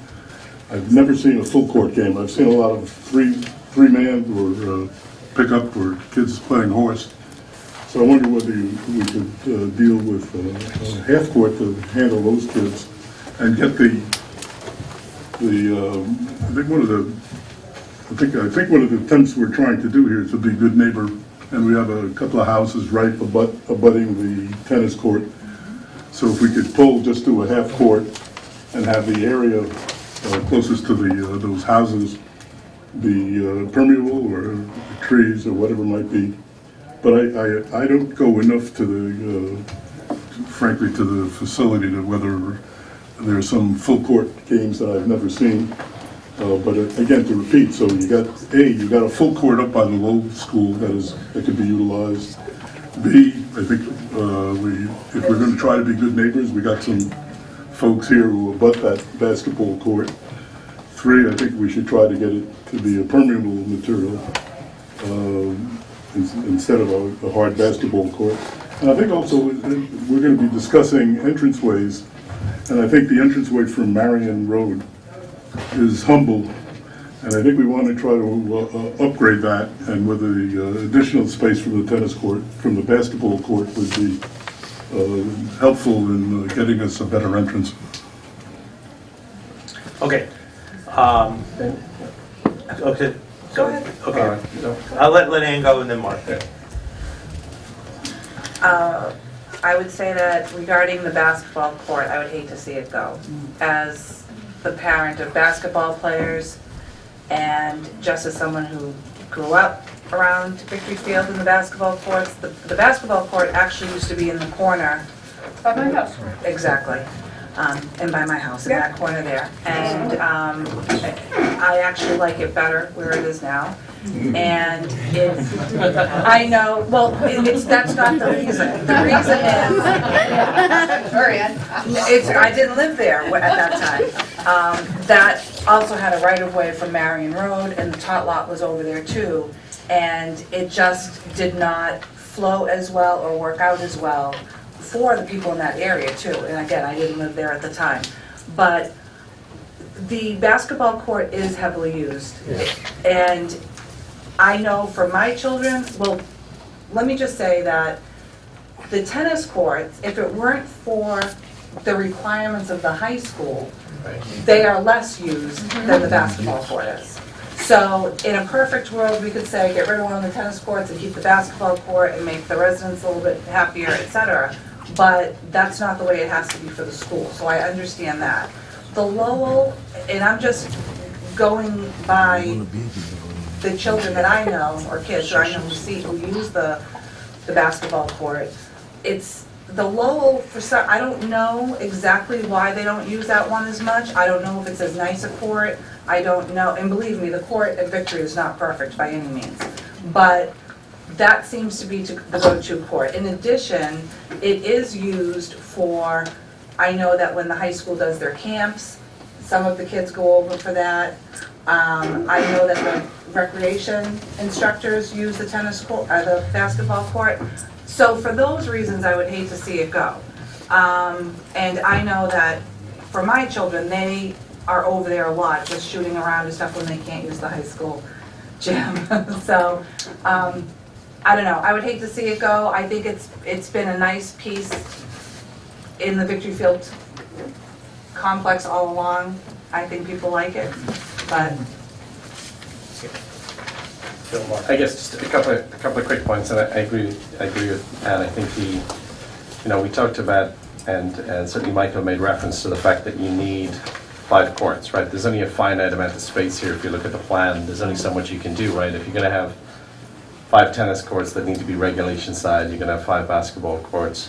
Your pickup on the plan is pretty much just shortening the court so that there's not, and I'm not sure I would even subscribe to that, just because if you've been to a basketball court, you just don't stop at the end line. So I think as we kind of look at that, but if we're not making any changes, it is what it is, right? There's no if you need 5 tennis courts, I wavered on the whole until we talked about, having one less tennis court. I guess one of the things that, I don't know where it falls in, Vin, on the process is, as an abutter, and I don't abut, but we do spend an inordinate amount of time down at Victory Field.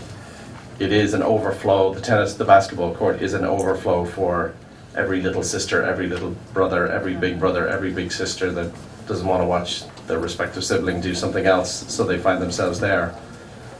But, and I know we've kind of gone past it, but the one thing I will say is that, I guess as we look at the overall plan, how do we use this space today? So when I look at, maybe that's one of the recommendations we think about is that I drove past it last night at 9:40 in the pouring rain. The lights at Victory were off. There's obviously no lights at the Oval. And bright beacons of the night where every tennis court is lit up.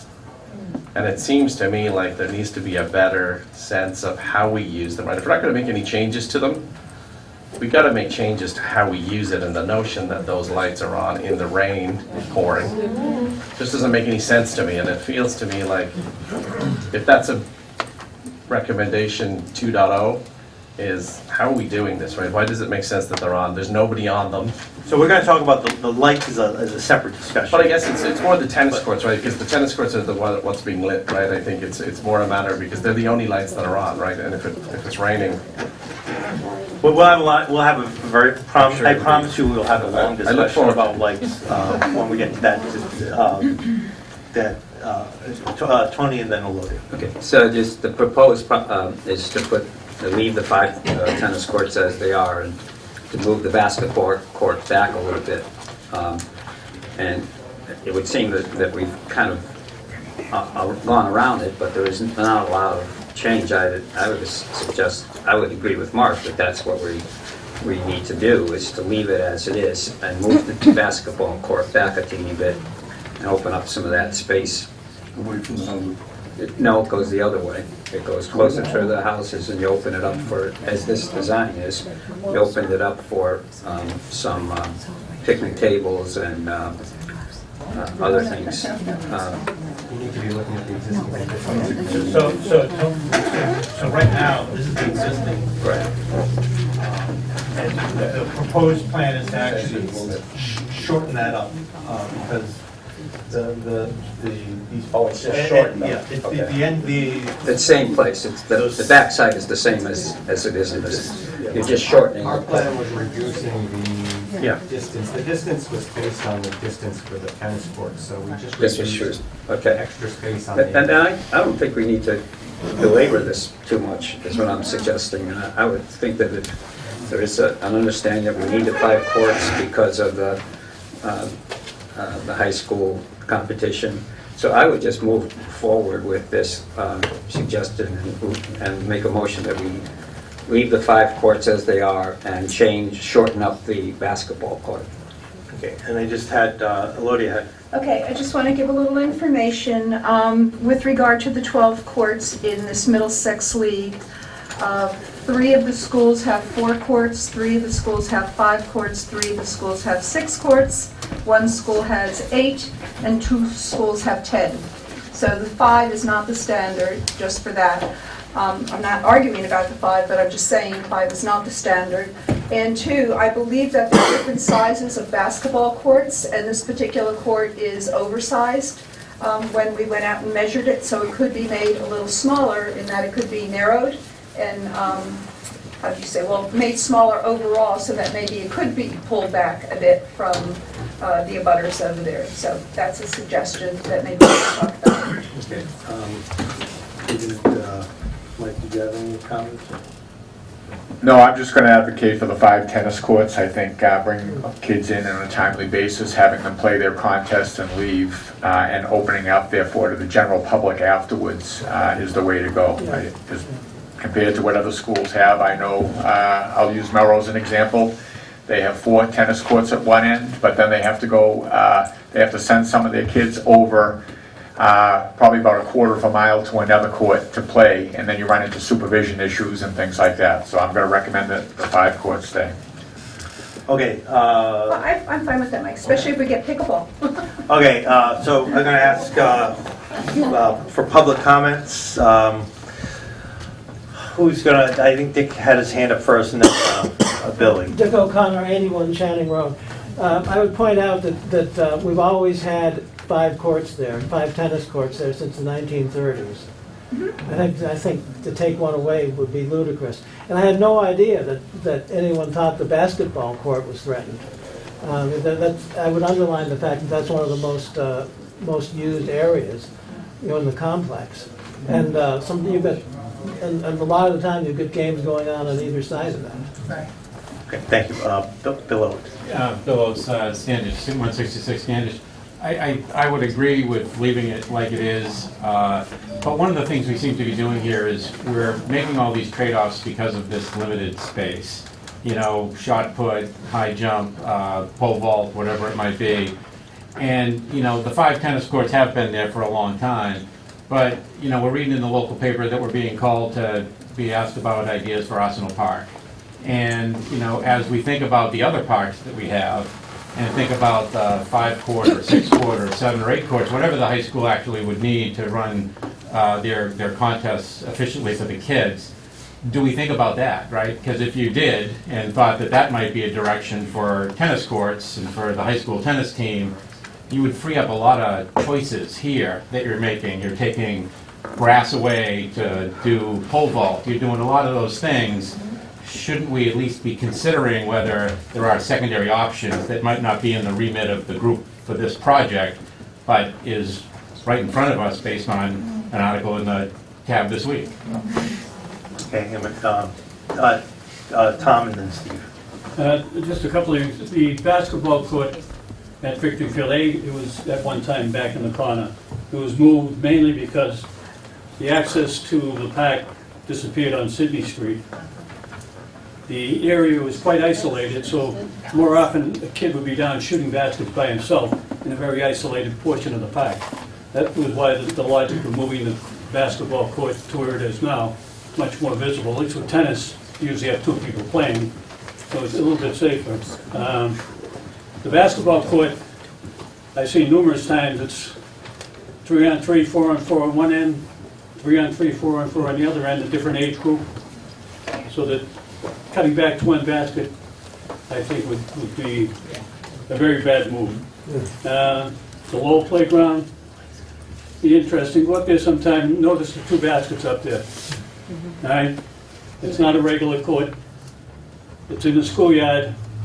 We had problems years ago. One of the baskets is actually lower for the younger kids up in that area to shoot.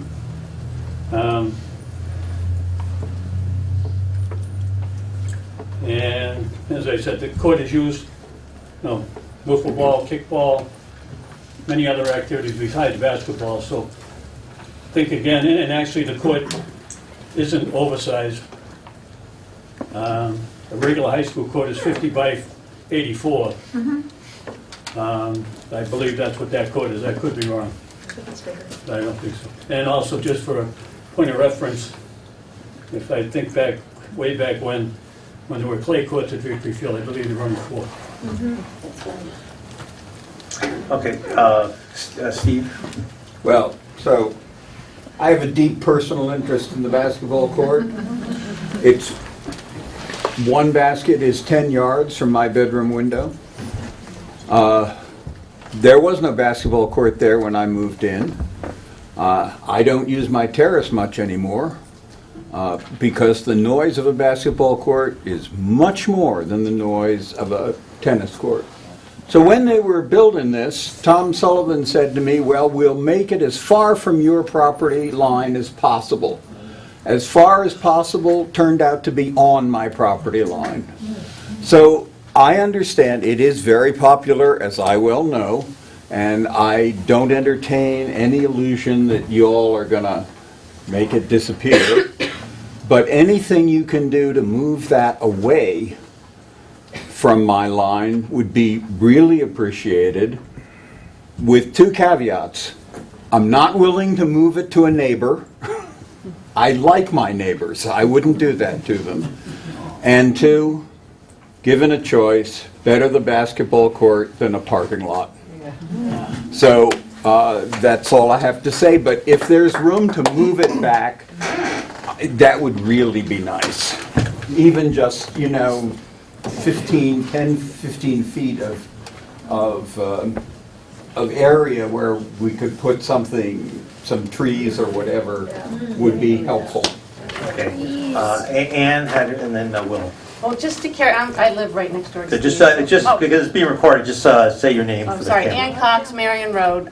So I'm a abutter to the basketball court, and I understand it is well-used, and I don't have a problem with that. We can talk about the lights and that sort of thing at another point. But I'm wondering, like Steve is saying, can you move the courts back a little bit? So maybe you could put some, like along our fence there, I don't know, Vinny, those giant green trees we put along one of the fences next to the field house at our house when we moved in. So is there a way to make enough space so that all of the courts, you have a big line of those, whatever they're called, trees?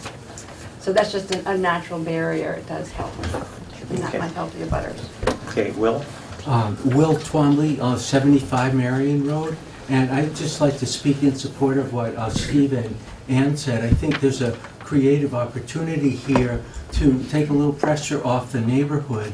If the basketball court could be moved towards Orchard Street by even, Steve said 15 or 20 feet, something like that, you could create a little bit more green space between the end of the basketball court and Steve's property, and plant some trees there, as Ann was saying, and I think that would go a long way to make life a little easier and a little quieter for the abutters right on that corner. Okay. Kurt Jones, 75 Bailey Road. I just want to speak up in support of the basketball court. My son uses it every day after school, weather permitting, as well as his friends. So usually there's a full court game going on with 7th and soon to be 8th grade boys in the school system. Okay. Anybody else from the audience want to speak? Kate? Yeah, I'm going to second that. And I'm also going to reiterate what Mr. Sullivan said. That's why the reason kids don't play at the Lowell is because the rims are 2 different sizes. And that's one of the main reasons. Did you have your hand up? It was covered by someone. Okay, good. Susan. You want me to stand up? Sure, or you can use your outdoor voice. Thank you. I don't know if anybody got to see this, because remember I researched Affection Fence's ideas for beautiful tennis courts and greenery and aesthetics. And if anybody wants to take a look, they can look. I can pass this magazine around because it's absolutely gorgeous. Of the tennis courts, the design, the basketball courts, it's magnificent. I don't think anybody in this room would oppose to what Affection has designed in this particular book. Premier Fence, I think, did the fencing for Victory Field 17 years ago, because I spoke to them, with chain link, and I have their look, but this is much more aesthetically beautiful. And the garden that they have out in front of the tennis courts is gorgeous. And I remember growing up there as a youngster, I played tennis professionally there, won in tournaments, but I think there was only 4 tennis courts, not 5. I think they added on a court, because the top lot was silhouette, and I think we had that for ice skating in the wintertime as well, because I skated there. It was wonderful. But I want everybody to be able to share in this book tonight. I'll pass it around.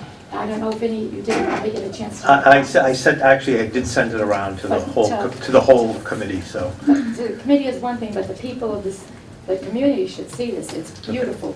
And what could be done there, since we're discussing tennis courts and basketball courts and gardening and fencing for privacy. Steve back here, I think you would love this. Seriously, so I'll pass around the book, everybody can take a look at it. Okay. If that's okay with you. If you want to pass it around, that's I'm happy to. okay. So no more questions. We'll go back to the committee a little bit. Right, I just want to say, we could bring the basketball court out in line with the fencing for the tennis courts, instead of having this jargon where Glenn took away the, what did you call it, the buffer zone, Glenn? Safety zone. Safety zone. You could bring it out so it would be in line with the tennis courts, and that would pull it in, and then we could put some kind of buffer in there for trees, then the real question would be, what's the appropriate tree, given roots and the surface and all that jazz? So Libby, you better research that. But, so that, there is room to do that on this plan. Okay, so let's take the tennis courts first. So, is the committee happy with recommending the 5 tennis courts remain where they are with their current dimensions? Is that? Yes. You don't want 5 tennis courts? I want 5 tennis courts on the Well, where would you want to put them? sliding to the left. Well, we can't, we've already voted that we're going to keep that grass, so that's not an option for you. So what, so you either, if you don't want it kept there, what's your alternative? Counselor, you have me in a corner here. I mean, obviously, I think you know why I want them to move slide. I think I should be able to vote no on this. I just vote no, that's all. We're just trying to get... No, I appreciate that. I think it's going to be 8-1, which is fine, but I'd like to vote no because I feel we should move them to the left, but we already know my piece respectfully. That's fine. I just want, we've already, that's a recommendation. All right, so to keep them current 5 tennis courts where they are with their existing dimensions, all in favor? Yes. And opposed? No. Okay. So that's 8-1.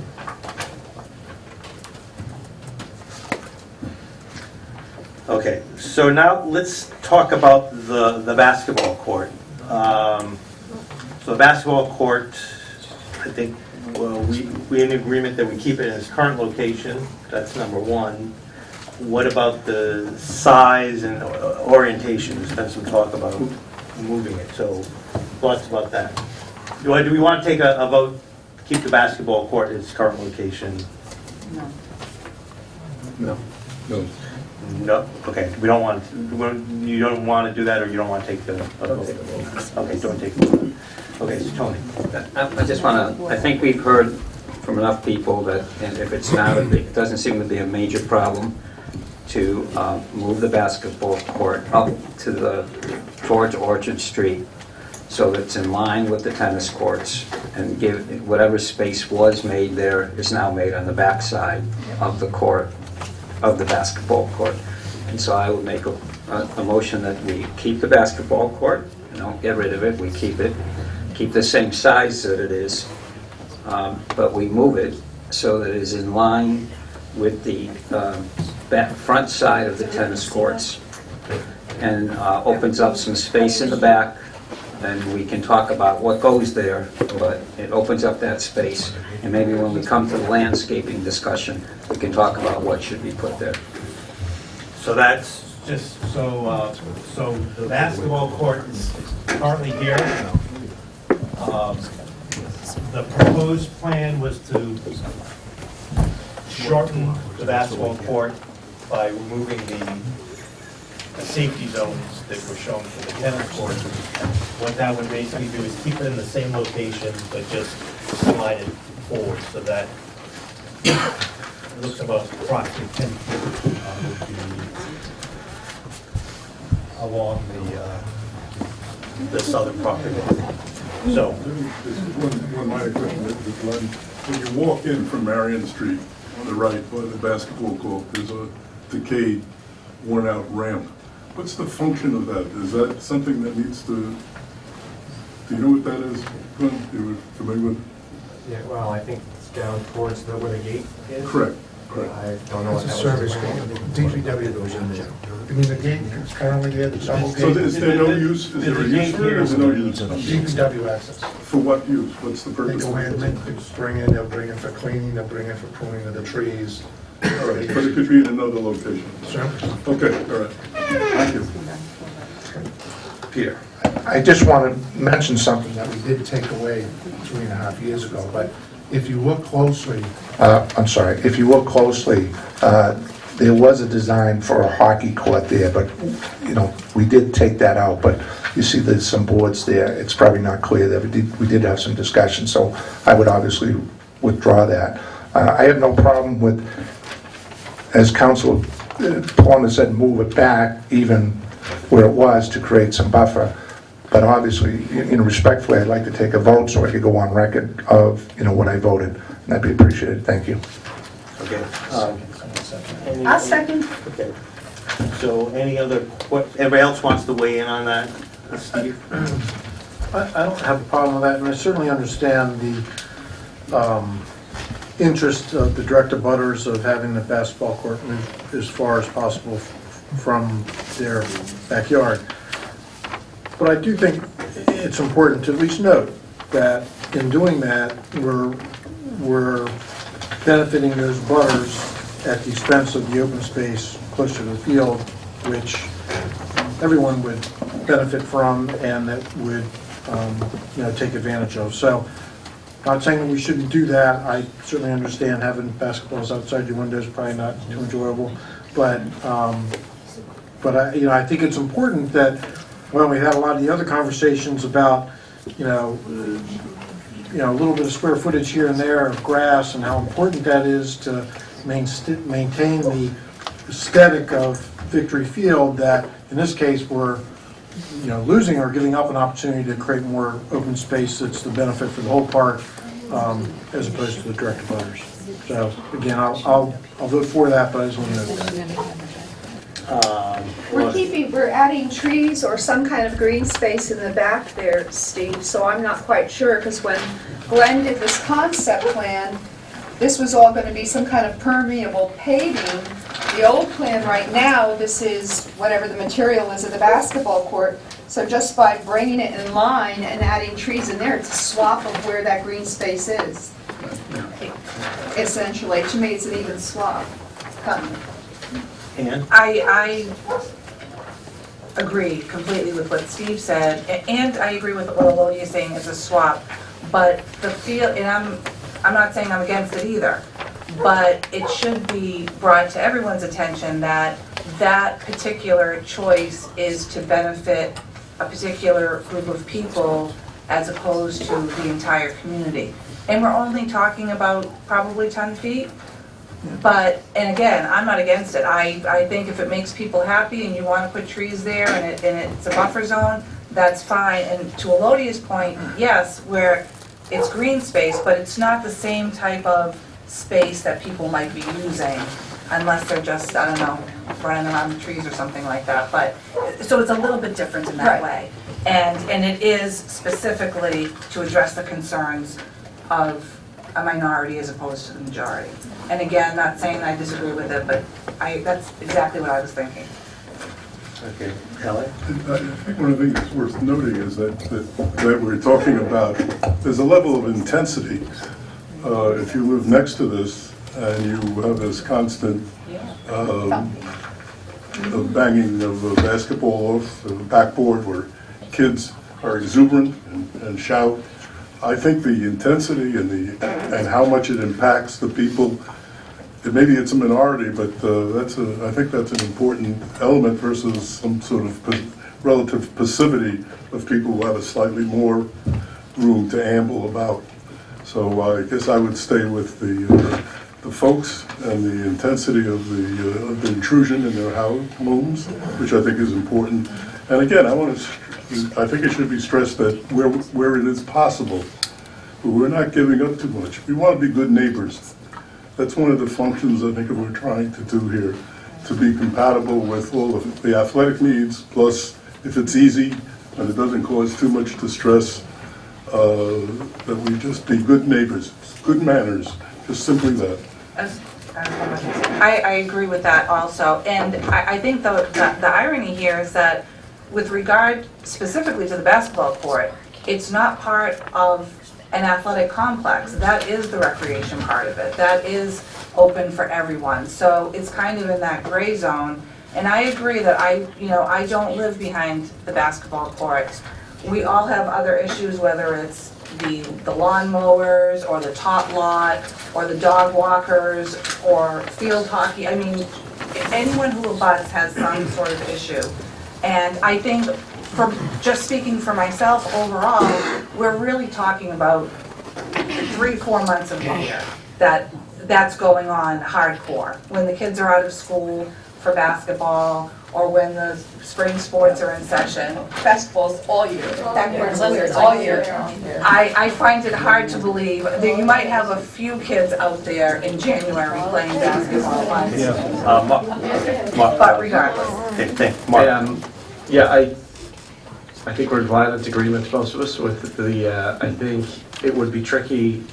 I don't think it's an exact swap of green space for green space. I think there will be green space, so I think that would be fair. I think and I would subscribe to moving the court. I don't know what the benefit of 5 or 6 or 10 feet would be, but I'm sure it would be sufficient enough to be worthwhile to do it, number one. But number two, I think one of the things that we have to remember is this is quite possibly on a field that has lots of ugly space. This is the ugliest of ugly space between the basketball courts, the tennis courts, and the track, right? And when you think about what it looks like now, I think a lot of the changes that we've recommended already, the new bleachers will make it good. Getting rid of those god-awful storage containers will make it a lot better. So I think when we talk about what we're moving something that I think we've already improved.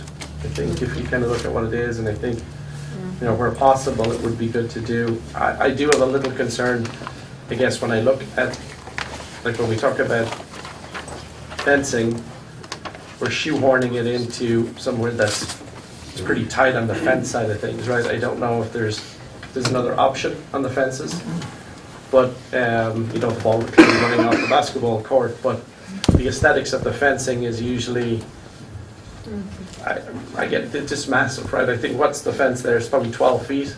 10, 12, yeah. I don't know if you need that size fence, and so maybe if we kind of think about, I know we've talked fencing till the cows come home, but if we think about kind of what we're doing with it, if the move and the fencing is different, the aesthetic of it would be entirely different. With the storage gone, I think it's going to be 100 times better. But I would be with Tony. I think I think we talked about moving it. But if we could do something with the fencing, because the fencing is kind of prohibitive too when you look at it. Maybe on the tennis courts you have to have it for the obvious reasons, but you can do it basketball the same way, right? So, I want to ask, so, this area right here, which is sort of the last, in terms of open space, as Mark mentioned, it is sort of dismal. You get these big storage containers, there's muddy things, there's catch basins, water pools. Or to lose. Electrical control box. I think this area is a place for passive recreation, is a place that can be really improved. Right. And when we get to the landscaping portion of it, I think we can come up with some really great ideas to make this area a very nice amenity for the neighborhood. I agree, with Steve that, all green space isn't the same, and losing sort of 10 extra feet of perhaps green space here and putting 10 feet of shrubbery here, in terms of benefit to the general public, isn't the same, because this space is essentially going to be a dead space that people aren't going to be able to use. I want to ask the question, and I really appreciate Steve Kennedy, who lives, his house is right here. Arborvitae, the green shrubs that Ann spoke of, while they provide visual screening, they're not going to stop the noise. No. And so if the goal is to, add shrubs here and some green space to provide noise abatement to the neighbors, that's not going to solve the problem. Do we think that, I'm just going to throw this out there for discussion purposes, that we leave the tennis court with pushed back, shorten it this way, and leave this as a place where we can have open green. Ignore the fact that this is a parking lot here for discussion purposes. That this would be green space. I noticed, Glenn, you added a new sidewalk that comes along the back here, and I'm sort of questioning the purpose of that. and if that's really necessary, considering if you wanted to get to the tennis courts, you could certainly come in along the front. I'm not sure Remember why. why we did that? Why, I think there was discussion of at least pulling it away from the fence. so maybe the right question we need to ask ourselves is if we're concerned about providing some noise relief on the back end, which is the south end of the tennis court, is the right solution a 10-foot-high soundproof wall rather than, you know, a row of arborvitae trees which will provide some visual screen, but they're not gonna do anything for noise abatement. So I'm just sort of throwing that out there. Is that the right solution? And if we were to do that and put a 10-foot-high soundproof wall along the back, that would allow us to maintain the 15 feet or so of open green space on this end that the neighborhood could use. So I'm just based on what I'm hearing from people, I'm throwing that out there as a question, and I'm going to ask the committee, well, you know what, I'll ask the public to speak on that first, and then maybe we'll come back to the committee. So somebody had their hand up first, I think Dick did. Oh, thank you. Dick O'Connor, 81 Channing Road. I would point out that, in general, that those of us who have bought into the neighborhood, and I've never lived on Marion or Catherine Roads, did so of our own volition. And, you know, we did so knowing that Victory Field was there. So we do expect a certain level of noise, a certain level of activity, and a certain level of lights. But I do think there needs to be a limit. I don't think we can say, okay, well, that neighborhood is gone, we can just put anything in there. And everything, but, you know, there should be, you know, a certain, as there are already. Lights should be turned off at a certain time, you know, no radios blasting, so on and so forth. But I do think that, I mean, we didn't have to live there. We chose to live there for whatever reasons. I mean, we don't just move into a place and say, oh well, you get these, let's change the whole thing, let's move the whole field. We knew that there was activity there. And, Thank you. So I'll just say directly, I've heard this argument, and let me just say the town knew that there were houses around when it built Victory Field, so they knew there were going to be constraints. Furthermore, in my case, the basketball court wasn't there, the lights had not been on for a couple of years. I assumed they'd go on, but I had no idea what they were like. So I think, you know, I don't think it's being unreasonable to see if there might be some amelioration. Now, I will take Vinnie's point. 10, 15 feet probably is not going to help that much with noise. Actually, 5 or 6 feet would help in an odd way. I used to have a fence there, and I've gone back and forth about it, but I can't have a fence now because leaves pile up between the chain link and any wooden fence I put and rot my fence. So even 5 or 6 feet, that walkway area would actually be potentially useful to me. But I will agree that yeah, and I actually share the feeling that I don't want to take up a lot of space at the cost of green space in Victory Field. I really think it's a wonderful park. And so if you can give me a few feet, that will help. But I will agree about the 15. Okay. Could I just ask what's your thought about a sound wall? Is that not something you're interested My in? feeling is that I'd feel overwhelmed. You know, like a castle was being put up. And if I could just, before I take another question from the public, if I just follow up on that in terms of the dead leaf space. You know, so there is about a 10-foot-high black chain link fence there, right? When we get to the talk about the fencing, which is supposed to be next meeting, but maybe 2 meetings from now, maybe in October at the rate we're going. The idea of, say, a 6-foot-high solid wooden fence with the good side facing towards Steve's yard that could be bolted to the metal pipes of the chain link fence, so there is no dead space. We all have the same problem on that. So, is that, so it would provide some sound abatement because it would be a solid wood fence. It would be physically attached to the town fence with the metal poles which are in the ground. So there would be no dead space, and because there's that sort of that retaining wall there, it's really there's like a step down with that retaining wall into your yard. It makes it really hard to put some sort of fence on Steve's side.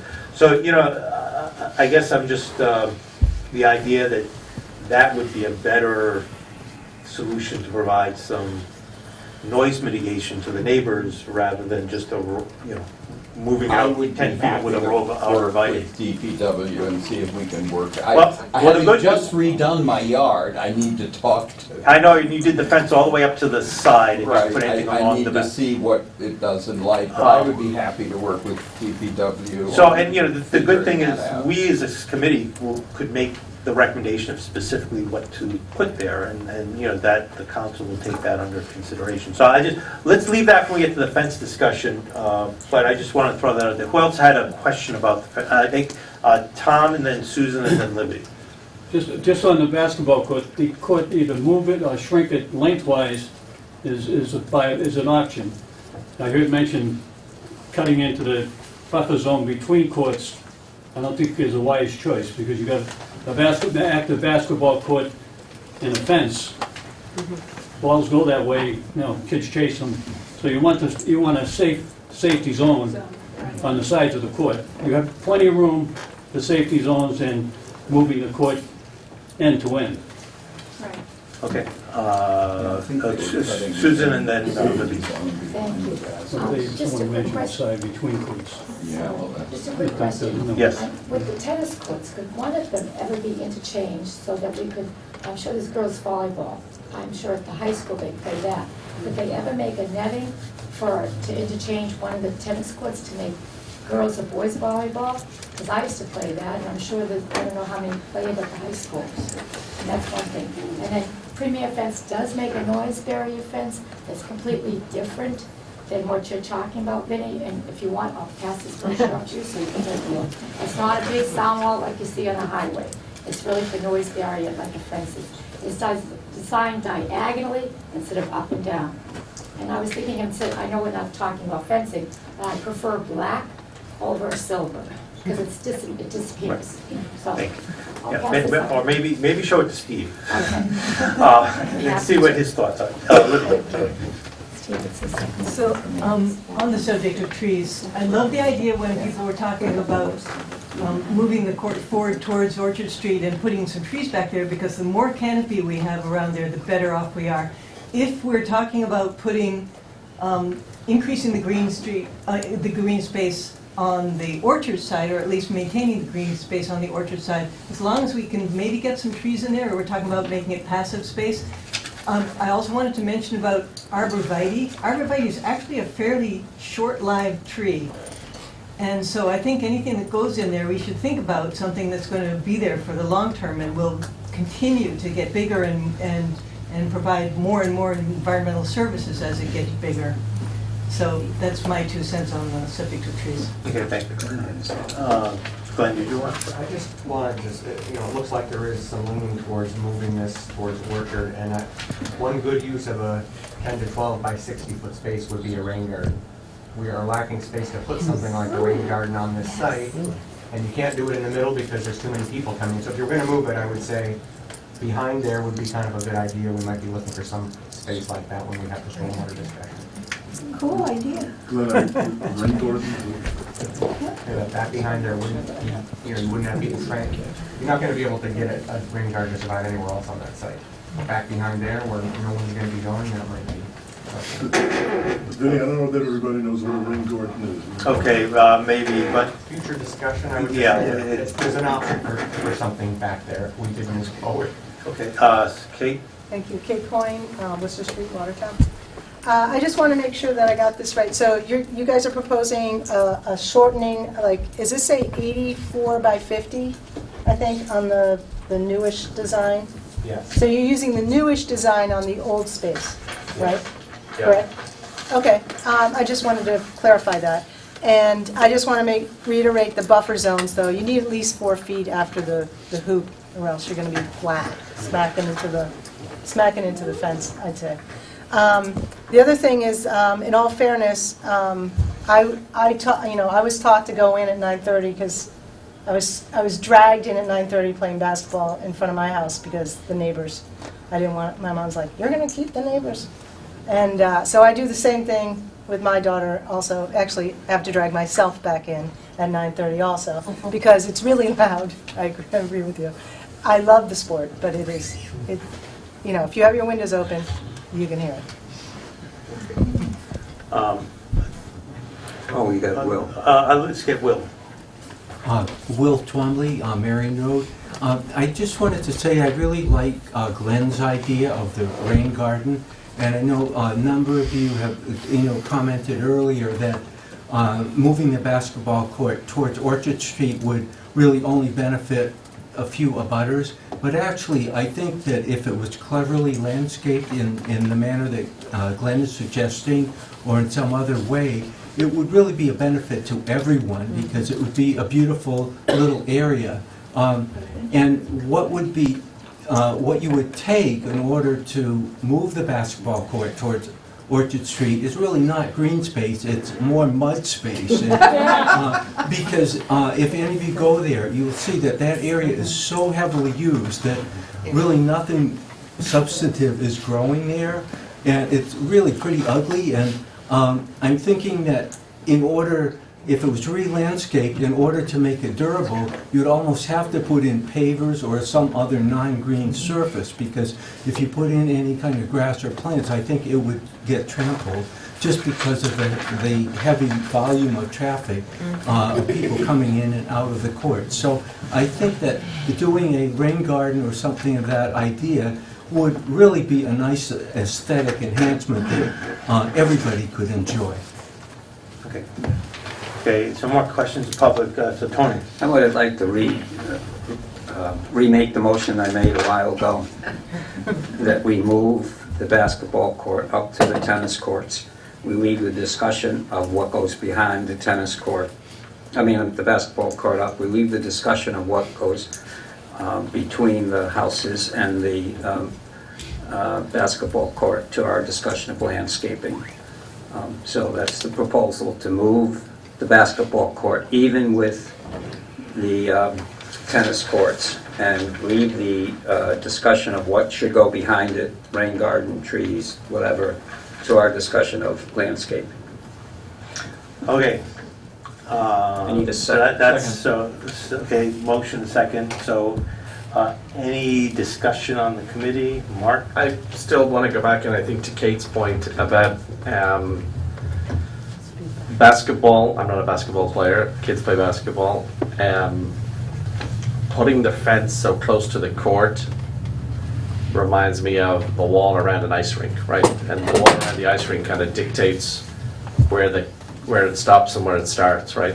The notion of having it be a couple of feet, if even, at the end of a basketball court just speaks to, I'm okay with moving it. I absolutely think the right thing to do is move it. I'm just not okay with moving it with a 10-foot fence where you go in and there's nowhere for kids to sit when they're waiting. There's nowhere, like if you guys spend any time down there, you'll see that it's not just like kids are, it's 3-on-3, or there's 9 kids, they play 3-on-3, and then 3 sit down and they do whatever. So it's kind of like we have to, the end of the courts doesn't strike me as just kind of shoehorning it in to a space that's going to work, right? We need some space around it so that when you run over or the ball goes out of play and you're making a move, that you're not hitting the fence. It just doesn't make any sense to me. And again, I'm not a basketball expert, but is the is 84 feet by 50 feet Is a not, high school size. No. that's a standard size? Yeah, I'm okay with the size, I guess. It's more the, if you look at the original versus the proposed, right? The original has space at either end for a reason, right? So that when you are inbounding the ball, I guess, on the end line, you actually have somewhere to stand, right? You know, I think it's kind of, when you look at the game, there's a reason gyms have space at either end and the sides for you to be able to play basketball, because the court is the playing surface, but there is a space on the periphery that you need to be able to physically play the game. I don't know.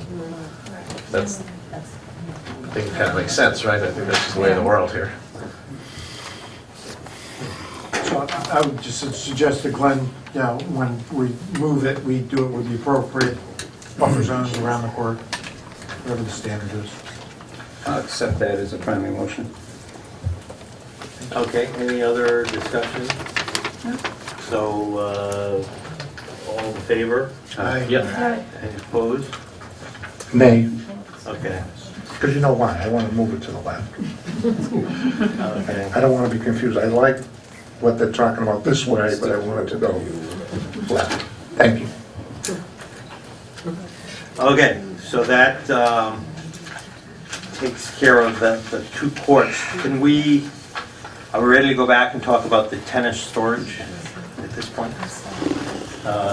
It's almost 9:20.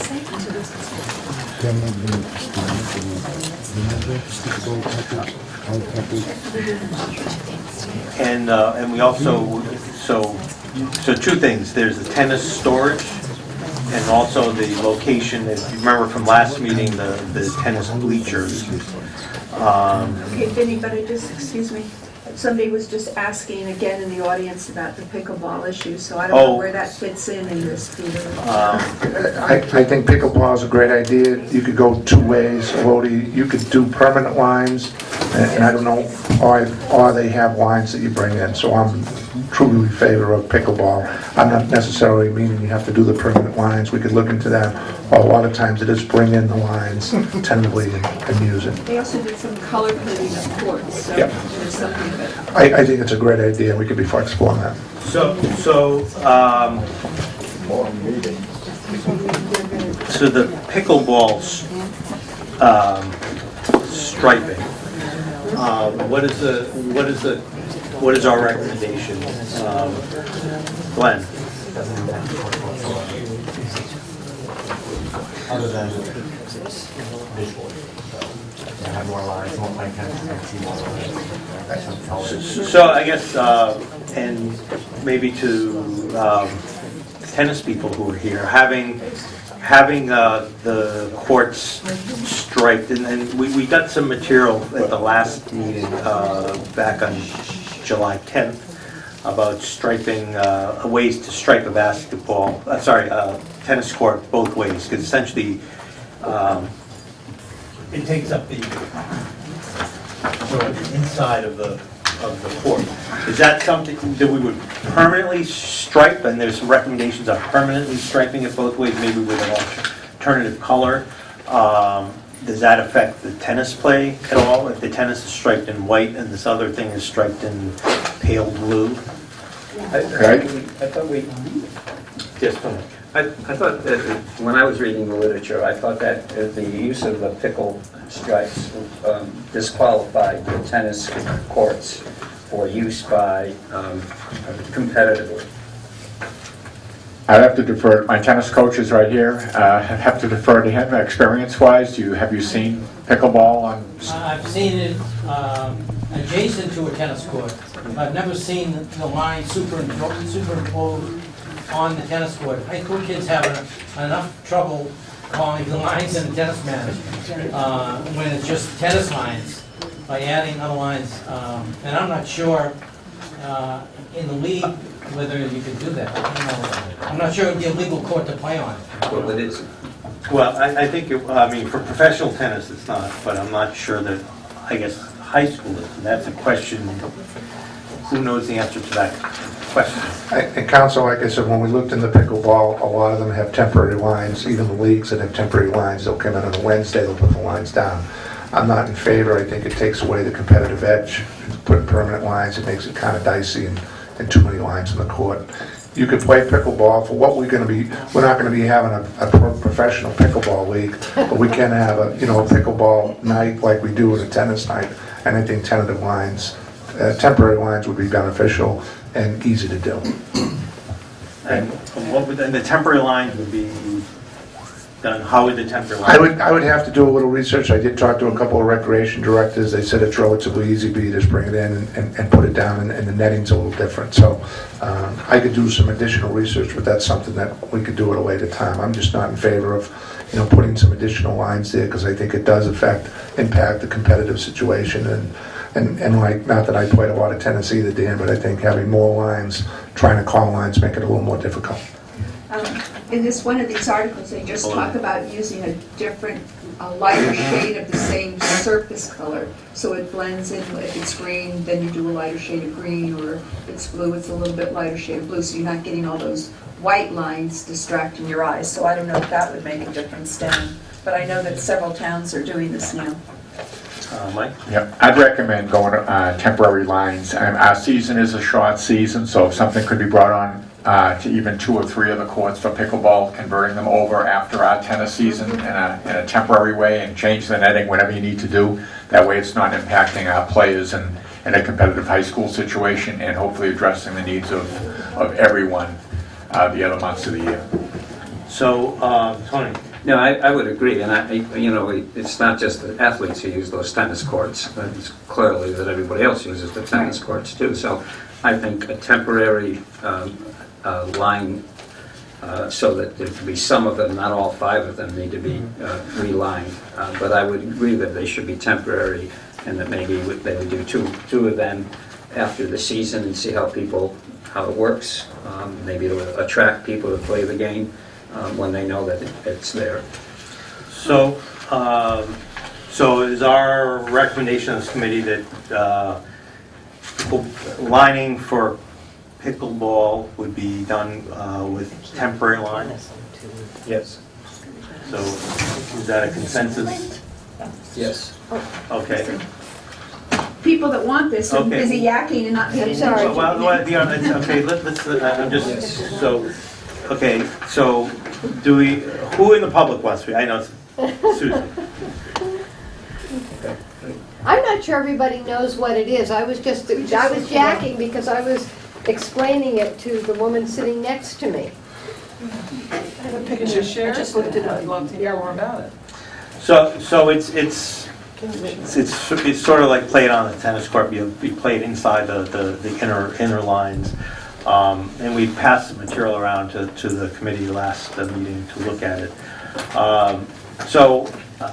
I think the committee is supportive of the idea that the public would want to play that. It's obviously not a school sport. But let's, since it doesn't affect the construction of the court or the painting of the court, and can be done on a temporary basis, I think our consensus is let's do it on a temporary basis and then see how it goes. Yes, Jill. Hi, Jill Rose, I live on Marion Road. Could I just make an overall request, please? Because I know you guys are dealing with a lot, and I really appreciate, there's a lot of thoughtful conversation going on here, and I really do appreciate all the work that this committee is doing, because it's a lot of balls you're juggling. But to get the information about the sheds today, to not have gotten any information about this pickleball thing, is there any way that information could be sent out prior to these meetings? And I mean like a couple days ahead of time, because all of this is a little bit last minute. Yeah, so like the pickleball stuff was sent out, the last meeting, so. Is it on the town website? It is, yeah. It went on yesterday, Jill. Yesterday. No, it was part of the. But people can't find anything. So it is, yeah, and we have, and we get stuff, from the engineering firm, like a lot of the stuff we got, today, so it's just sort of, If you go, just sort of the way things work. Can I say this? If you go to the document center now, you go to recreation, and then you click on recreation and go down. It is not labeled Victory Field Ad Hoc Committee. It's labeled Victory Field Phase 2. But then if you go under there, you'll see agendas, you'll see minutes, you'll see articles. The videos are not there, but it has started to be there. The information has started to be there. If you think you're frustrated, you have no idea how frustrated we are, or certainly I am, because I'm trying to absorb all this information while I'm sitting here. Yeah, and just, you know, I chair parallel meetings within the world of my business, and it's just, we do have sort of, where possible, and I realize schedules can change, but, you know, even if you had sort of, say, maybe just a recommendation, if people can get material in, say, a couple days before your meeting, just, I think it would help you collectively. Yeah, it's hard. We get, we get info from emails from people, up till, 5:45 tonight, that they're just struggling to keep everything fresh. And certainly if the committee feels like we don't have enough information to make a decision, or we want more information or need more time to think about it, we certainly can ask for it, but, and we have asked for it, so, but something like this, I think, I just want to go back to the, did somebody else have a question about the pickleball, just before we go back to Susan? Not a question about the pickleball, but you were talking about the color of blue. And I know when Bentley did their tennis courts, before they closed them, they were blue. They were really very pretty. And I think I mentioned that I had been to Spalding Hospital, they were in front of Spalding. It is just magnificent, and everybody wants to drive out there and see in front of Spalding. Liberty Mutual gave a playground, donated monies to a playground. It's all done in blue, and it's rubberized surface in blue and greens, and the pavement is not pavement that they walk on. It's a sand-colored rubberized surface. So instead of the track being in red, ugly red, we could do it in a blue to complement the green grass, and in olive colors. You've got to see, it's on my camera, but I have not had time to develop these photos. So it's just something you can think about, throw out there for all of you to think about. It's absolutely magnificent. And it's a playground for all abilities of children. Okay, thank you. All right, so going back to, Very quick, there's a Wikipedia entry for pickleball, yeah. so people can So look we it had, up. and we did have some The information. 3 articles are on the Which website. be on web- So anyway, going back, I just want, just so we can just, we have consensus that temporary striping for pickleball, yes, on the courts, okay? Okay. Are we good? Okay, so there's 2 additional things with the tennis courts. The bleachers, we ready to talk about the bleachers? So going back to, if you recall our info from the last meeting, we had some bleacher information. What was proposed for the, who maybe wants to take a stab at describing what was proposed? Glenn, is that something? So the 3-tier bleacher we talked about last time, seats 30 people. And we had proposed. So we had that in our package from. This is in somewhat in the package. So that was, we had that from last. Minutes. Aren't there were proposed 2 sections of the tennis courts? I don't remember from last. We were proposing 2, on the end. And then benches in between. Council, can I make a recommendation? Yes. Might be cleaned it up. I think, when I was out there again today, again, this might be overkill, but I was trying to simplify it. If you have 6 courts, 1 basketball, and 5 tennis, wherever they could be, it might be too much, but my initial thought was you'd have bleacher behind the basketball court, then a bench at court 1, then a bleacher at court 2, bench at court 3, bleacher at court 4, where am I? Bench at court 5. So a lot of times when you go to tennis, people do stand, but again, a lot of times tennis gets the raw deal. So if your son or daughter is playing on court 5, you'd like to sit. So I think if you spread those out, now is that too much seating? I'm not too sure.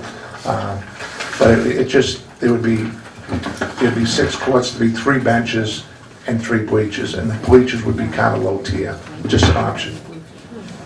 So, so basically, we're talking about bleacher, just trying to understand this. Bleacher, bench, bleacher, bench, bleacher, bench. The bleachers would be,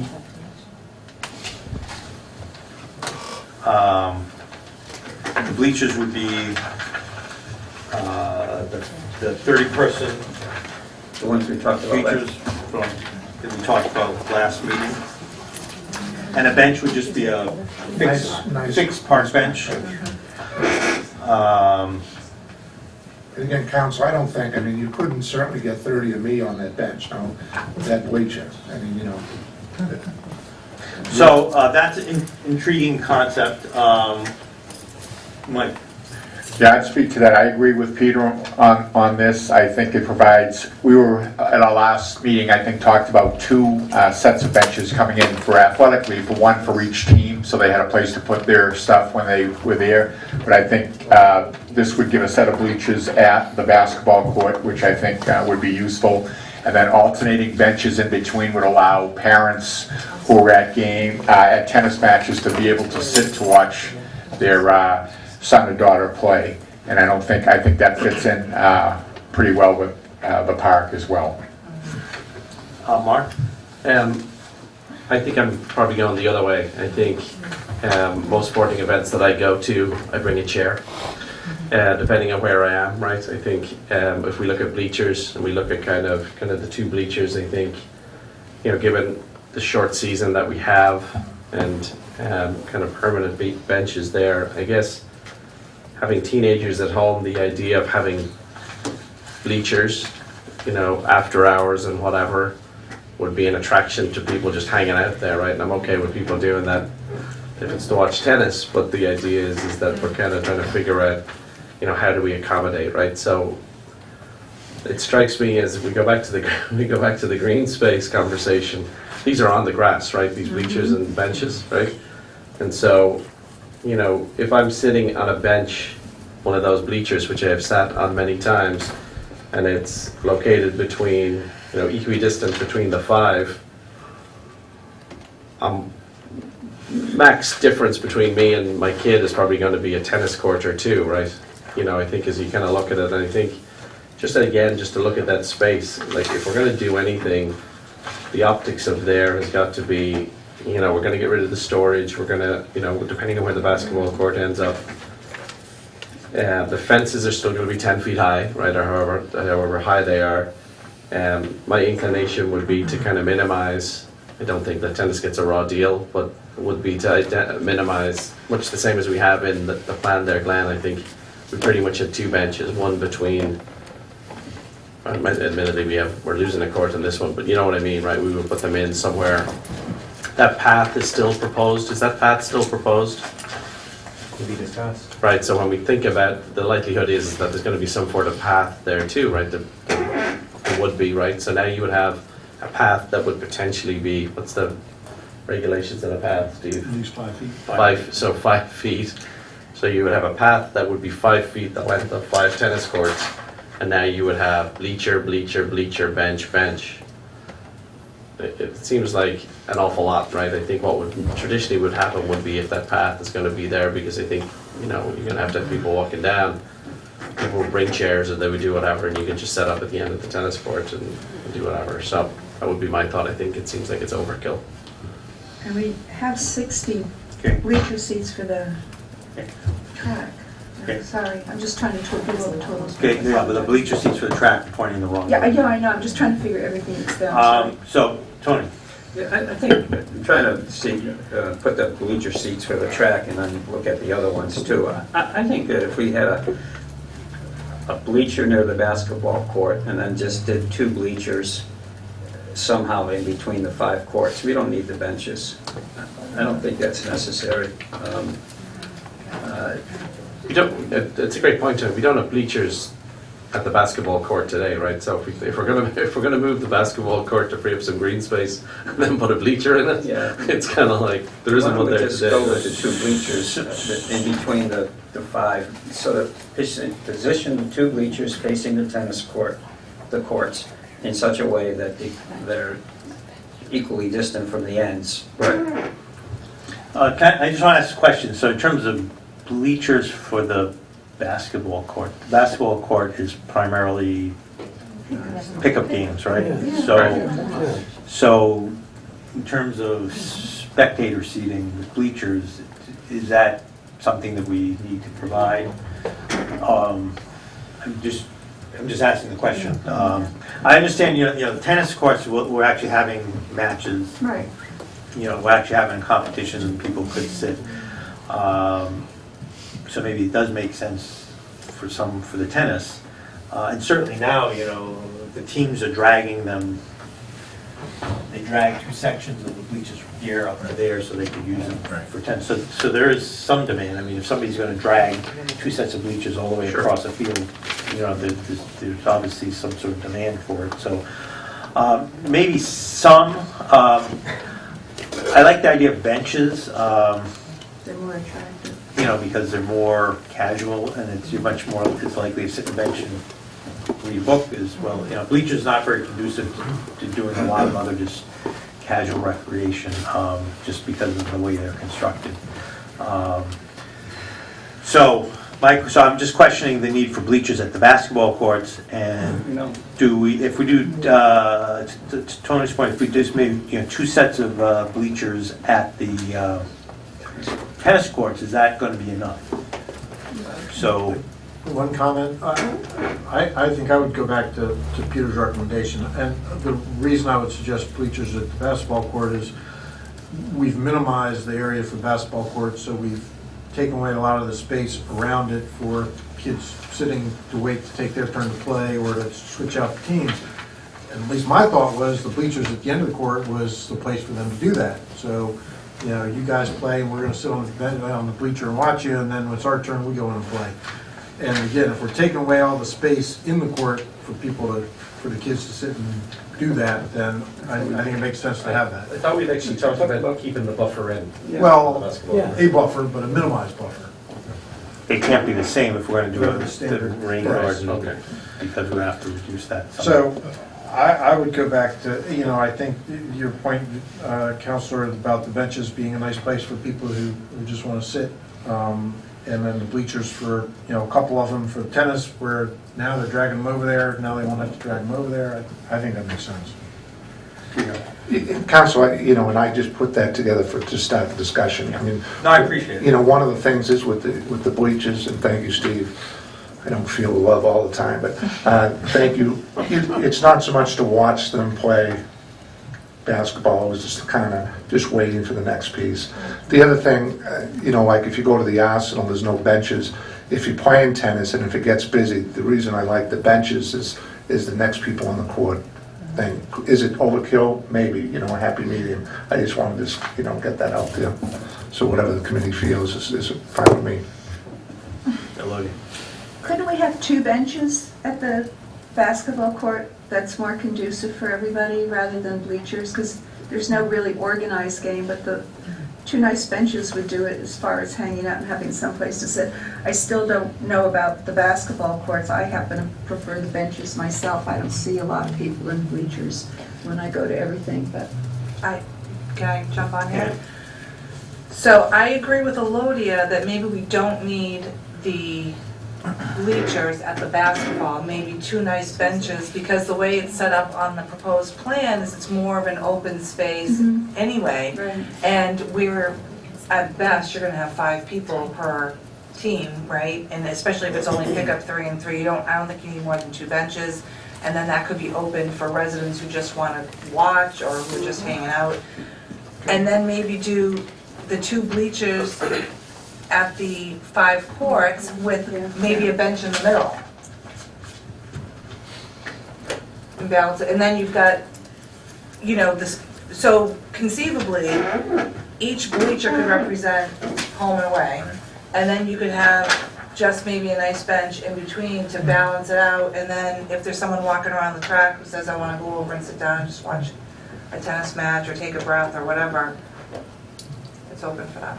Okay, Tony, and then do we think? I just think there seems to be a lot of benches and bleachers in that space. Now, maybe I've got a small space here and it would look bigger up here, but I would think that,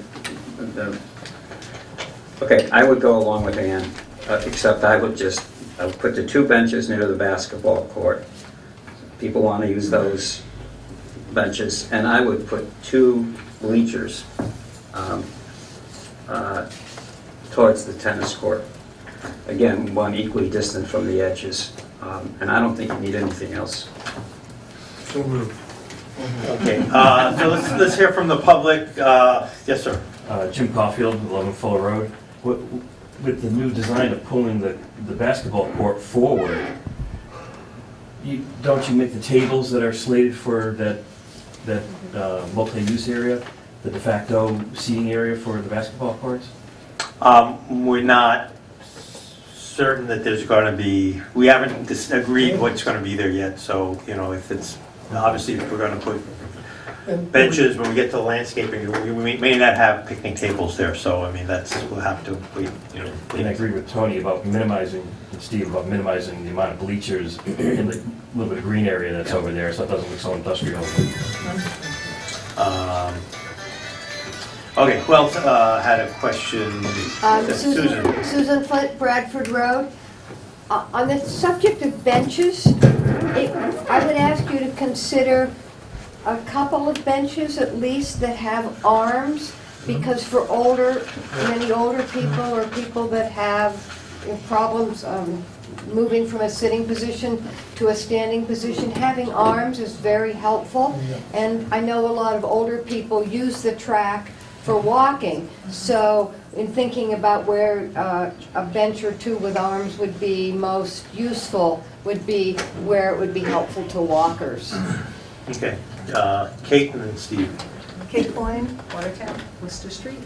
Yeah, one of my main concerns still is, and touching on Steve's point, the kids do sit around or dribble when they're waiting. But one of my thoughts, because of and I'm not sure if the dimension of the court is 84 by 50 in here, is that we use a junior high school size court, since it's recreational, which is 74 by 42, and it might give you a little bit more buffer if you have to use the same square space, and give you, those, because those buffer areas are really necessary. And it might give the kids actually a spot to sit on the ground too, because sometimes they like to hang out inside. But, and I like the 2 benches, which I use the benches in front of the basketball court. And I'm going to second the idea of less is more the lots of benches. I mean, I like the benches, don't like too many of the bleachers. Thank you. Steve. Thank you. So I feel as though I'm slitting my own throat, but the point about the buffer zones and the kids sitting around is well taken. Furthermore, my impression, now I haven't really paid a lot of attention, my impression is they like to do it at my end because the oak tree provides shade for a lot of the afternoon, so those benches out there aren't going to help them. And yeah, they park their bikes. They do all sorts of things, so I hate to say it, but at least the buffer zone at one end, and you probably want to make it mine only because you get more shade there, seems really useful. And I hate to say, when I look at this and see the narrowness, that also seems just a bad idea. So. Oh, damn it! Excuse me. But I think the shrinking, unless you do the idea of the junior high court, I think it's not a good idea. And so if that means we don't get the rain, whatever, I'll live with it. And no, I just want to second the idea of I don't know what you all think about, but putting it to the junior high size. I mean, that seems to make the most sense, because then you're getting all the buffer zones. And I do live there, and I see how many kids do hang out inside the court, and I think that would be nice to keep for them, because they're not going to want to hang out on those benches, and especially in the sun and all that. So the community that just hangs out in those courts is nice to see. And so I don't know, can you go to the junior high side? That's an idea. Well, Okay, so I don't know, okay, Liberty. Yeah, so trying to keep that space on the Orchard Street side of things as green as possible. I also second what everybody is saying. Junior high-sized courts so the kids can hang out inside, and don't put benches in front there because they probably wouldn't sit there, and make sure that that space stays as green as possible. Okay, Tony. I would like to make a motion that we put two Benches. bleachers, two bleachers in front of the tennis courts. That's the motion. Okay, so, second? Second? Okay. Just on the bleachers. that's- Just, okay, so just so we're talking about at the tennis courts, maybe two bleachers centered? Centered? Well, you know, in between the five. In between the five? Yeah. Okay. Yeah. All in favor? Yeah. Aye. Opposed?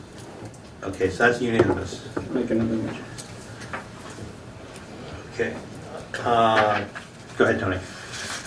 I think we should, I make a motion that we withhold the discussion of benches in the area in front of the basketball court until we talk about that as an amenity, and we talk about whether there's picnic tables, whether there's benches, and then we can speak to the issue of use of benches that can be used by seniors. But I would make a motion that we hold off on that discussion until when we put that into the larger discussion of landscaping and amenities. Good idea. Okay, is that, everybody in agreement with that? Yep. Anybody opposed? Okay, that's a good idea. Make a third motion. Okay, no, You're on a roll, keep them coming. Okay, so I don't know enough about that, so let's see, maybe we could have the discussion and reach it.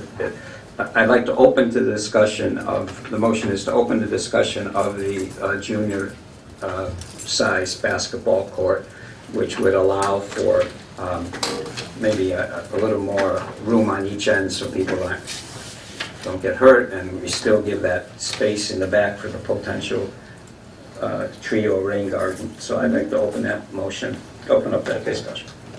Sure. Yes, sir. You know, respectfully, I disagree with that. I really think, you know, when Glenn said there's a certain amount of minimum distance between the sides of the fence and the ends of the fence, the end of the court and the fence. Let's not forget about our adults. Okay, the kids use the court a lot. We also have adults, and you have some adults in there. If you make the court smaller, it's not going to be conducive. I would just let Glenn do his thing, and there's a minimum amount of distance between the sideline, the end line, and the fence that would be safe. And I don't think everybody really understands how important that is. And so I'm agreeing we need the space, but we don't have to, you know, make the court smaller to get that. I think, you know, that could be a discussion once, you know, the detail work. I don't know, does that sound right, Glenn? Yeah, I just want to confirm the actual required distance between the ends, but the discussion seems to be about not what the required safe zone is, it's about the fact that people are hanging out in those spaces. You know. I'm less about hanging out and I'm more about get the safety zones that what you should I'll have. confirm the safe zones between the, you know, from the end to the fence. And then the sides as well, because you don't want them side. I just don't think making the court small is the answer. 6 feet is what's coming to my mind. I think 6 is the sides. I just don't know whether 6 is the end also. That's what we're showing. I have a question. And Glenn, according to your plan, we're not talking about shrinking the sides. They were going to stay the same? Was it just the ends that were coming in? Yeah. Yeah, so, and I agree with Peter that it would be nice to keep the amenity the way that it is. And my recollection is that there's a lot of extra space around the basketball court there, specifically on the ends. So I'm all for keeping everyone safe, but keeping the court regulation if possible. Okay. How much smaller is a junior high court? 6 by 6. 76 feet shorter. It's basically 74 feet instead of 80 feet. That's what's at the middle. 84. Or 84. 84 feet. 10 10 feet, sorry. feet. What's at I the forget middle? what- 10 feet shorter and 8 feet narrower. Oh, I didn't know it was 10, I thought it was 6. That's a lot The one smaller. downstairs. It's a lot, and if you get adults playing, it makes a huge, even, or even high even your school, kids. even, yeah. Or the when giant children. basket's the same height as the juice. Yes. Other than like at the wall is one of those courts, but yes, the baskets would be lower. It would just be a And the small, pole is set back from the basket.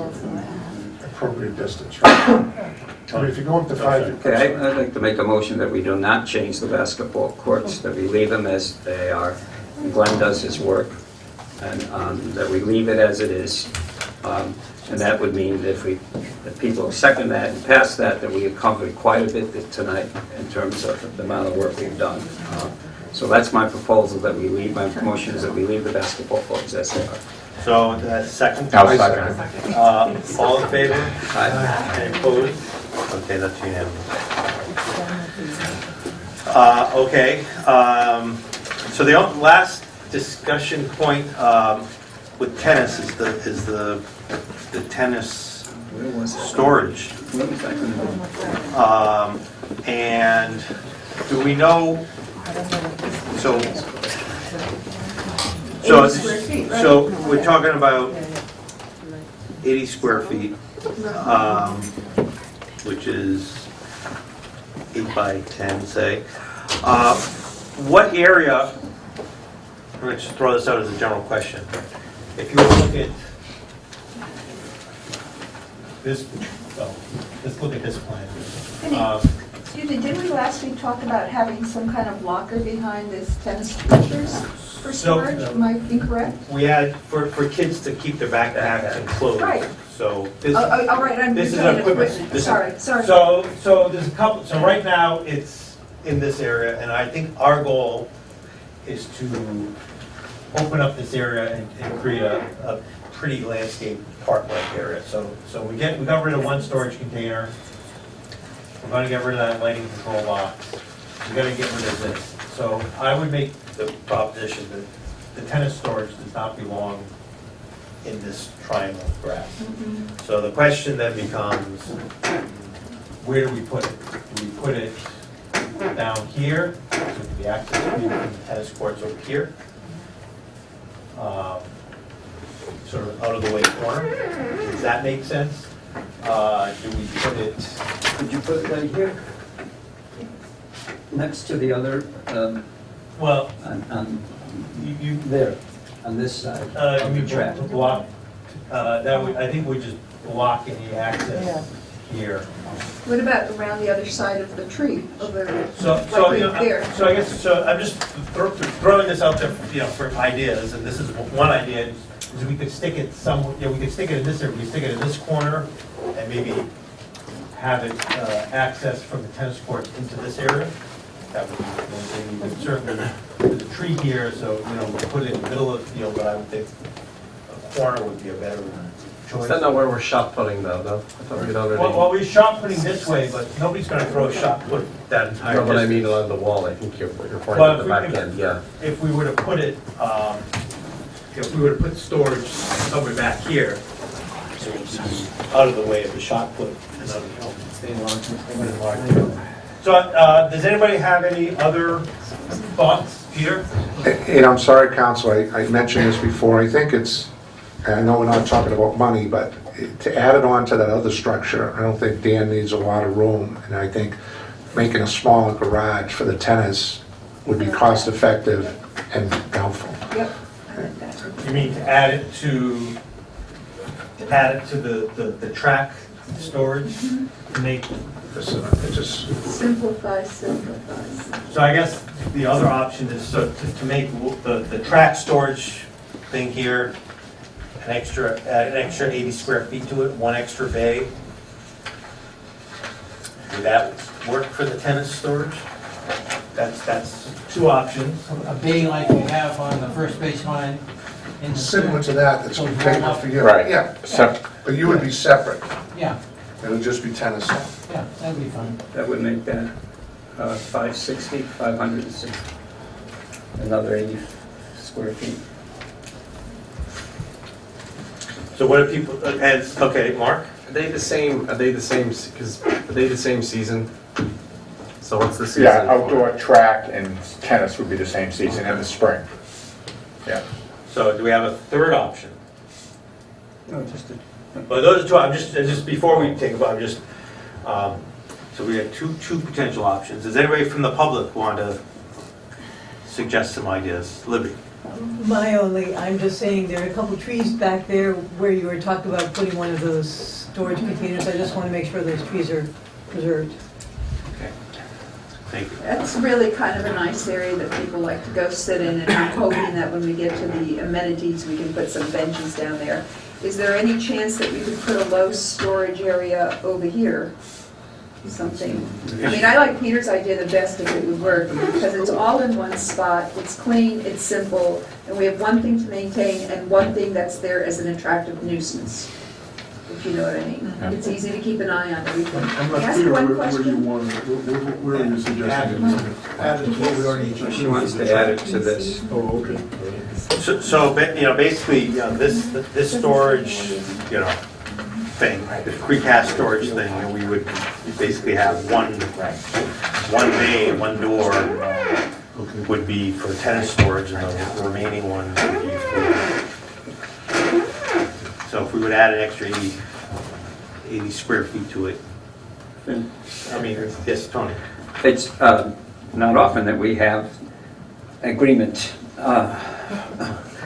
and so I think we should go with it. And I would therefore suggest that we take Elodia's and Peter's suggestion and add some space onto Here's the the, champagne.